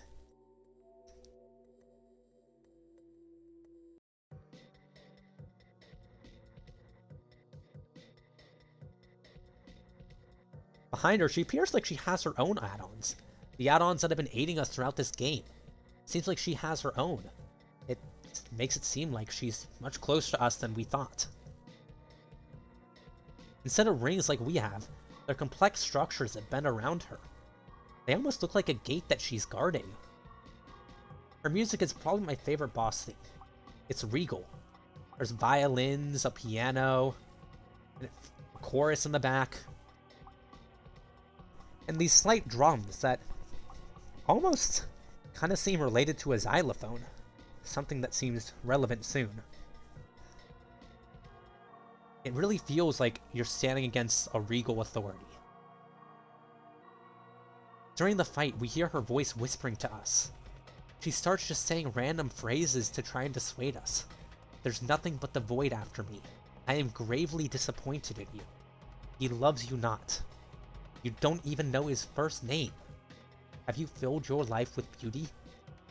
It literally pauses the fight for us to read these. And every single time we hear hundreds of voices whispering in our ears. Just various noises speaking a language we don't know. Her add-ons fall easily. It quickly just turns into us throwing attack after attack onto her. Oh my gosh. Thank you for the raid, Dante! Hello, how are you doing? You've come in for the final boss. Welcome in. I'm giving a breakdown of Off the game, and actually, you know what Off the game is. We literally talked about it. We're in the queen fight now, and I'm talking about, well, she's about to fall. Let me give you a shout out. You guys should go check out Dante. He's a cool guy, and he knows about Off. Dante Daedalus CH. No, slash. Shout out. Slushy's been telling us Off this whole time. Yeah, I've been telling them Off. I've been telling them about how I beat Off. I've been talking my mouth off. We are beating Off right now. That joke will never get old. That joke will... That's the one joke that'll never ever get old.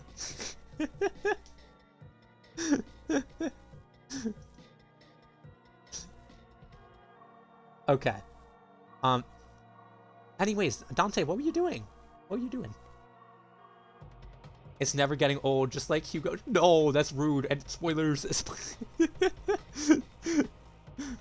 Anyways. We continue to fight. Is that what you said when you beat the game? Yeah, I beat Off. Okay. No more beating Off jokes. Okay. So the add-ons don't take very long to be beaten. They're not very strong. So they quickly die, and then it's just her. We launch attack after attack after attack at her. Each of our add-ons just keeps slamming into her. And then she finally falls. She lays there. She tells us that we were irresponsible. Says she made cake for the party tonight. And finally, she says, "Do you want some coffee, my love?" If you haven't realized it yet, she's clearly our wife. We're clearly her husband, and the child we've been discussing this whole time is our son. So where does that lead us? The batter says to her, "Queen of the Flies, it's time to join your disciples. It all went wrong. Time to forget about it and dream sweet dreams." And then comes what I thought was probably the most striking lines in this whole discussion. She says to us, "Look, he has your eyes." And the batter replies, "They are full of fear."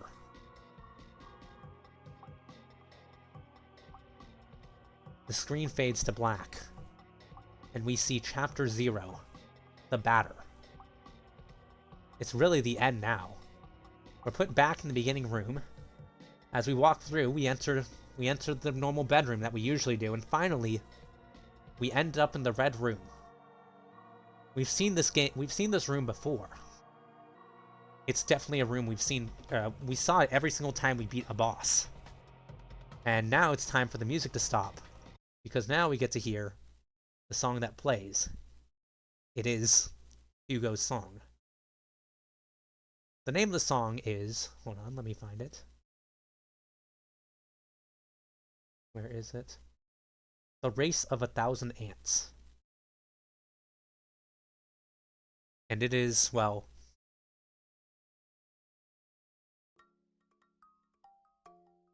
not that version.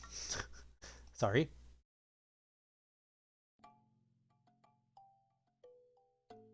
This version.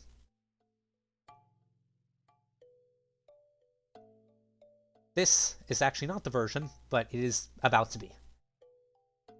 We walk in, and all that the batter says is, "I'm here." The baby coughs back at us. He doesn't even say anything, we just enter a battle. And that's when this version of the song plays. Now, earlier throughout this I had been saying that the baby has always been holding a red blanket. But it's not true. It's always just seemed like that way, and it's the way pretty much everybody said, or everybody would see it. Really, he's holding what looks like a large ham bone. That's because most of the bosses in this game have all been based on some kind of element. I've said before that the elements in this game are very strange. Smoke, metal, plastic, meat, and sugar. He is the boss of meat. Of course, he's not really a boss. He just sits there. I've said before over and over that this game has an amazing soundtrack that makes you feel exactly what you want to feel. What they want you to feel. This song is not meant to do that. It is clear what you should be feeling, because this is exactly what it looks like. If you scan him, it reveals his name is Hugo, revealing that the Queen was right when she said you don't even know his first name, despite him being your child. The game is very patient here.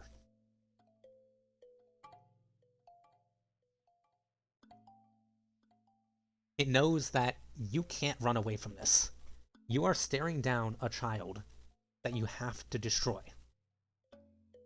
Depending on how your items are, how much you've leveled up, it could take 8 attacks, it could take 15.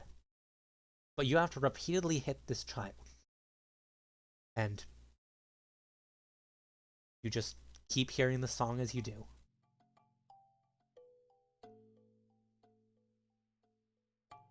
His last words are, "I'm afraid of the dark." Because, after all, you have to hit him eventually. And then, all the batter says back is, "From now on, there will be no more darkness." As he disappears, the room fades to white. Just like every other room has done when the boss was defeated. Showing that he was the guardian of this zone. Not that it really matters now, there are no more guardians at all.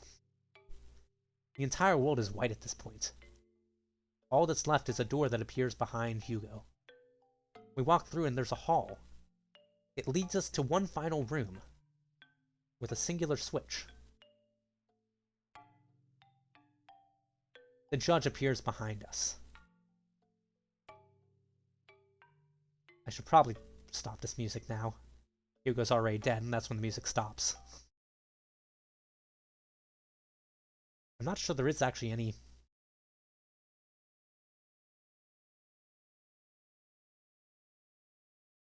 Wait a minute. Bro, I'm an idiot. Oh my gosh. The music that was playing during the Queen fight was the wrong one. Oh my gosh. This is the Queen fight.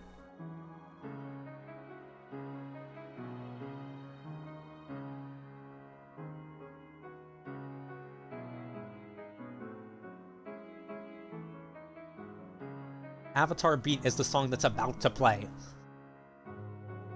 Or wait, was this the right one?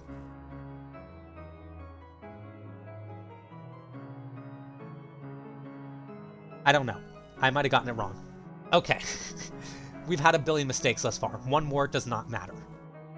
We're close enough that this might just be the last one. Anyways. The judge, who we now know's name is Pablo, appears before us. Before we can reach the last switch, he approaches us. He says that he had put his blind faith in us and he had erred to the bones. Not only that, but the real betrayer here is not the batter who's been killing all these people, but us. He calls out saying, "What have you done, player?" Keeping in mind that this is actually using your name that you entered at the beginning of the game. He says that you have not purified this place. You have destroyed and eradicated it. The batter replies saying that it's better like this. Which is, funny enough, I'm pretty sure that's the same thing that Zachary said after you killed somebody close to him. Which is actually the thing that I like gasped when I realized earlier, like 5 minutes ago. And then we get two choices. Pablo asks us to join him. He tells us to join him. Fight back against the batter. Make up for your sins thus far. And, well, it's up to us which one we pick. Would you guys want to pick the side with the batter or side with the judge? Clearly the right one is the judge, but the batter is the one who we've been with all this time. The batter tells us not to. He tells us that he needs us to purify the world. Regardless of what we do, Pablo's title as the judge finally makes sense. He tells the batter that the time has come for his final and futile judgment. And, okay, you know what? Whoever says it first gets to pick which one we do first. The batter official ending or the judge special ending.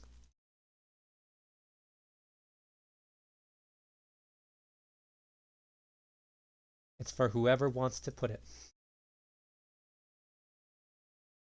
And if I count to a number before then, I will just pick whichever one I like more. I will just pick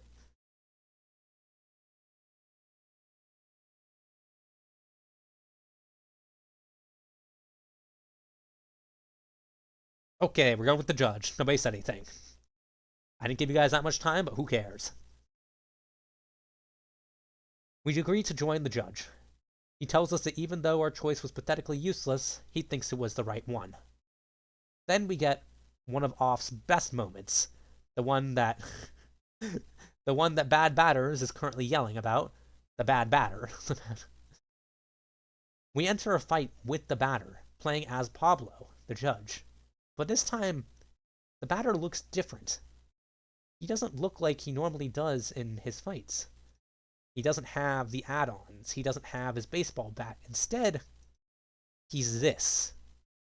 He's a horrifying beast. There's no rings to back him up. He's not attacking with a bat. He just has massive claws. His face is no longer a human face. There's a giant white eyeball that's just pure white. And an empty, just gaping maw. And meanwhile, we get the song that I accidentally played earlier. This. The name of the song is Avatar Beat.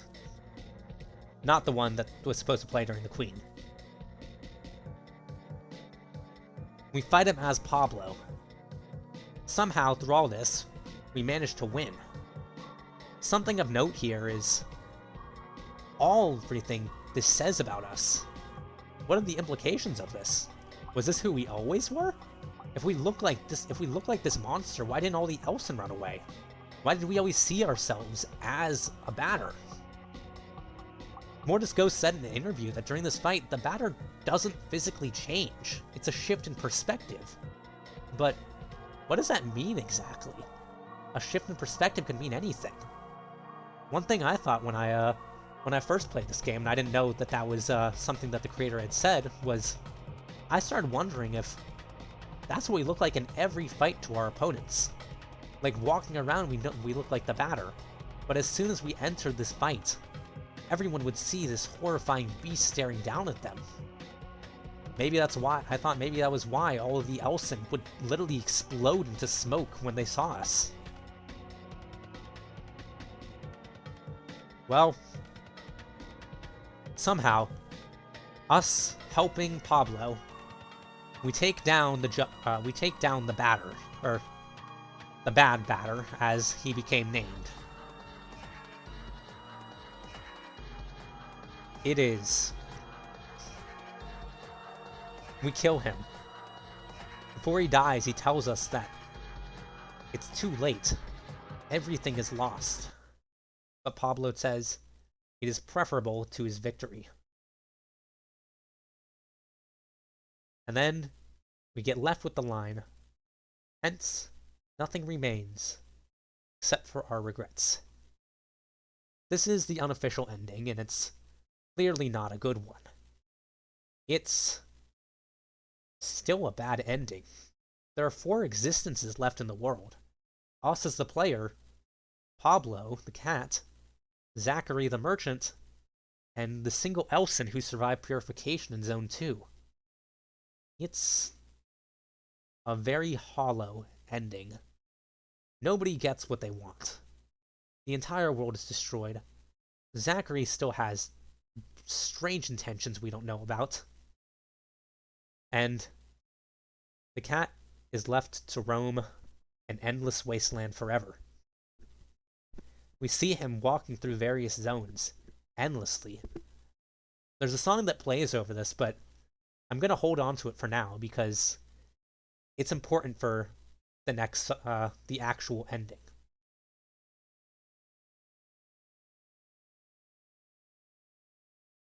If we decide not to, we go with the bad or official endings, the real ending of the game, as actually said by the creator. Let me actually, before we do that, I need to set up one more last thing. One more thing before we have to end this. The only non-official, or the only non-created song in this soundtrack. We defeat Pablo. He's still the same cat that we fought in the tutorial. Pablo tells us that we will die in control of our evil marionette, but him saying that is futile. We finish him off quickly, and with the batter telling him escaping your purpose is inevitable. One way I interpret it was telling Pablo he was never meant to be a judge. He was just a tutorial for the player. We see the same text we always see when we see a switch. We've had many puzzles with switches before, and they always say, the switch is turned to on. As soon as we flip it, we see the true meaning of the game's name up until this point. The switch is now off. After this, the game fades to black. It's just darkness. The credits start to play as we hear a song come up over the nothingness. And it's this song.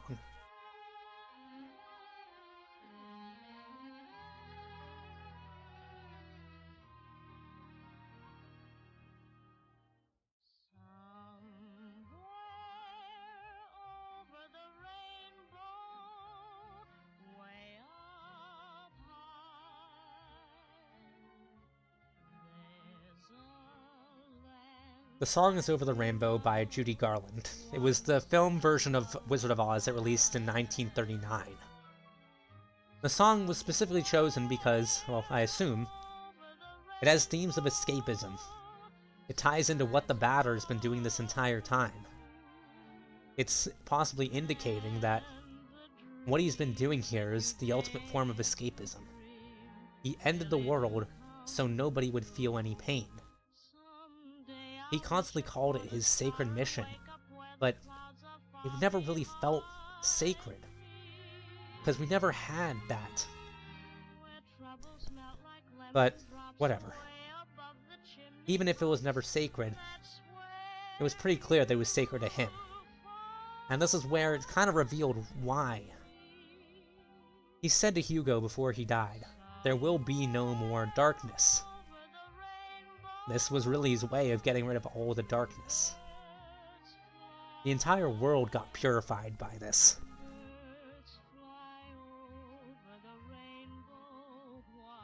There's no more. There's no more purified zones. There's no more secretaries. No more ghosts roaming around the world. No more guardians. No more queen. No more Hugo.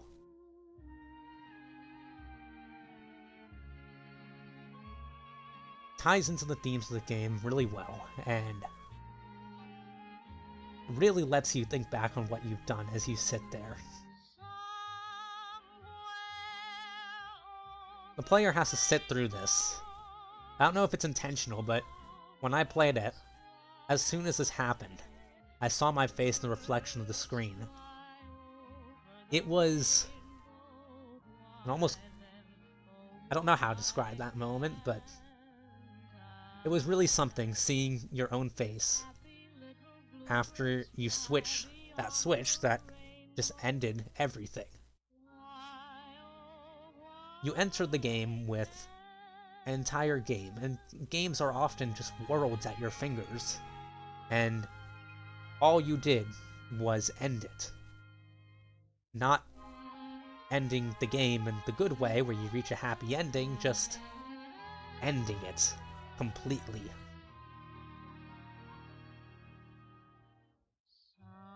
I really love this game. And I just realized this thing is on loop. And that is off. I should probably say thank you to everybody who stuck around this long. I know most people here just kind of joined in at some point, but thank you for being here. There was a lot of things that I glossed over on the way here. There were some things that I wanted to talk about but ended up not talking about. The fact that Hugo created the world, the baby that we saw created the world around us. It was something I didn't touch on, but it's kind of an important part of the game. Many of the things that we see in the world are made up of absurdities. Things like the ocean being made of liquid plastic. The ground that we stand on coming from metal inside of cows. Hugo being a child who created the world is something that kind of explains to an extent that he's a child that doesn't understand much of the world. He doesn't understand things. He believes that metal comes from cows and that this ocean is made of plastic. He's incredibly sheltered. He doesn't know anything. Also, there's a bunch of themes. And when I was setting up this, I tried thinking about what the themes were in this game, but it was really hard to. Mostly because there is no real centralized theme. There's the theme of utopias that appears with the Guardians. There's the theme of nihilism that appears with the Elsen, the way that they just want everything to become nothing, and they live in fear and prefer nothing. There's obviously, I just talked about the themes of escapism with the Batter, wanting to end the world. There's a lot of themes this way, and there's also a lot of questions that arise. I said earlier that I had a spot at the bottom of my notes that had a list of questions. I asked what was going on with Sugar. What was Hugo's relation to the world? Why did Zachary want the music box? There was a music box that we gave to him in exchange for a hint. Why did he care about that? He seemed to only care about credits. Is he also a hoarder? And then the Queen mentions that we destroyed the nation she rebuilt. What was the nation she rebuilt? Does that go along with why Daedon referred to the place as Earth? Is this like something that happened after the fall of human civilization?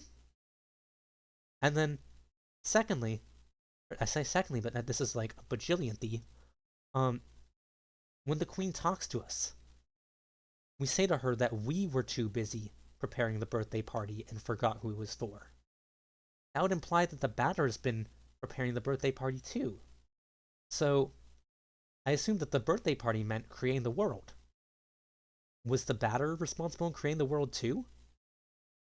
Seems strange that he would turn around and destroy it if so. Whatever happened with the boxer? That was never something that I understood.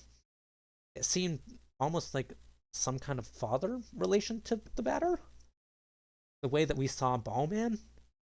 What was the point of that comic? It seemed like it was something that the batter gave to Hugo, but he called it stupid later. It's, as I've said before, what I loved about this game was the world building, specifically how it used questions. The game would make a world that was incomplete. It would give you questions along with your answers. Every answer that you would find would be given to you with more questions, in a way that almost made the world feel infinite, in that you would always be receiving more questions. Boxer is the dad. I got that vibe. I could not remember why I had that vibe. I remember when I was writing down the notes for this, I remember putting something like Boxer Dad question mark before it hitting me that I had no reason to think that. I imagine that was some idea that I came across when I first played the game, but I can't remember now why I would have thought that. It's and if the boxer was Boxer Dad, the answer is yes. Okay. But why, if the boxer is the dad of the batter, why would the batter be imitating the ball man, the enemy of the boxer? It's just, like I said, every answer comes with more questions. And I I don't think I'll ever know how this world really works. Like I said, I did see on YouTube there was like an hour and a half long video that said what did off really mean? Honestly, I don't think I'll ever watch that video. Partially because I think I'm somewhat afraid that I think it would actually tell me what off really meant. I think part of the magic of off is that you can't really answer all the questions. And I think it's meant to be that way. It's meant to be an imperfect world. There's not supposed to be the whole world in your arms. It'll only be the imperfect world. It's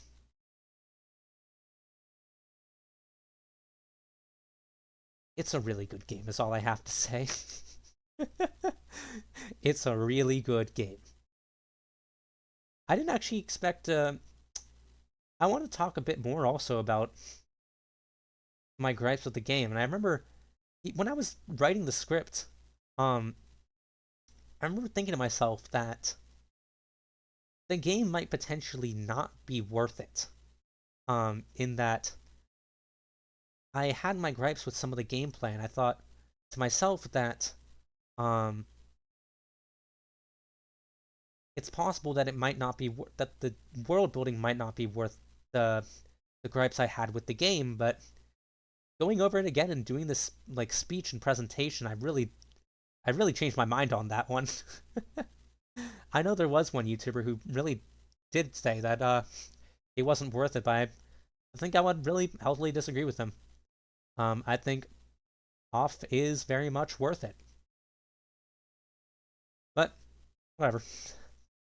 That is. There's always gonna be more to say. I can't try to sit here and try to like actually complete this. To treat it like the world of off. Oh, it is midnight now. We've been going for 4 hours. I love how when Mortis does off Q&As, he won't answer things like what does X mean, but he will say batter is a lesbian, answering only the real questions. I've owed entire decades of my life to off. It will always be worth it to me. I like how off allows for interpretation and speculation, but has satisfying groundwork. That's a good way of putting it. It allows for interpretation and speculation, but has satisfying groundwork. That is... You put it much better than I could. Because when I was saying that, there was a point earlier when I was saying this during the stream, and I was mentioning that, and in the back of my head, I kind of had in the back of my mind, wait a minute. You don't like when there's when nothing makes sense. If a story really doesn't make sense, then it's not good, right? But you're right. The groundwork is satisfying. They explain the groundwork, but they give enough that there are so many ways to speculate and interpret more. It's peak surrealism. Yeah. Oh my gosh, and I just realized I never talked about Sans. Sans. Oh no. Okay, well, I have to at least do a little ramble about Sans. Sans is like one of my favorite all-time characters. I love him in Undertale. He's a mix of Judge and Zachary. Most of the things that he does in Undertale are things that have been done previously in off. Examples, being a character who sticks around you even when you meet all these other characters that come and go, he's always there in different spots along your path. That was what Zachary did. The idea of a judge who forces the player to face their actions at the end of the game. The judge did that first here, Pablo. Just his demeanor was very much based off of Zachary, similar to his design. There is this kind of the whole idea of a character who understands they're in a video game and doesn't do anything to fight against it. That was originally by Zachary. What was another one?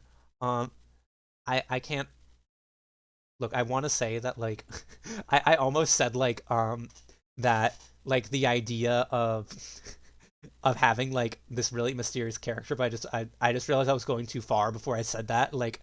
Obviously, Zachary was not the first mysterious character. They all smile. That is true. Also, the big smiles on their faces. Zachary was also the original Tumblr sexy. That is true. He was actually the original Tumblr sexy man. Yes, that is true. Anyways, next thing is actually CSR.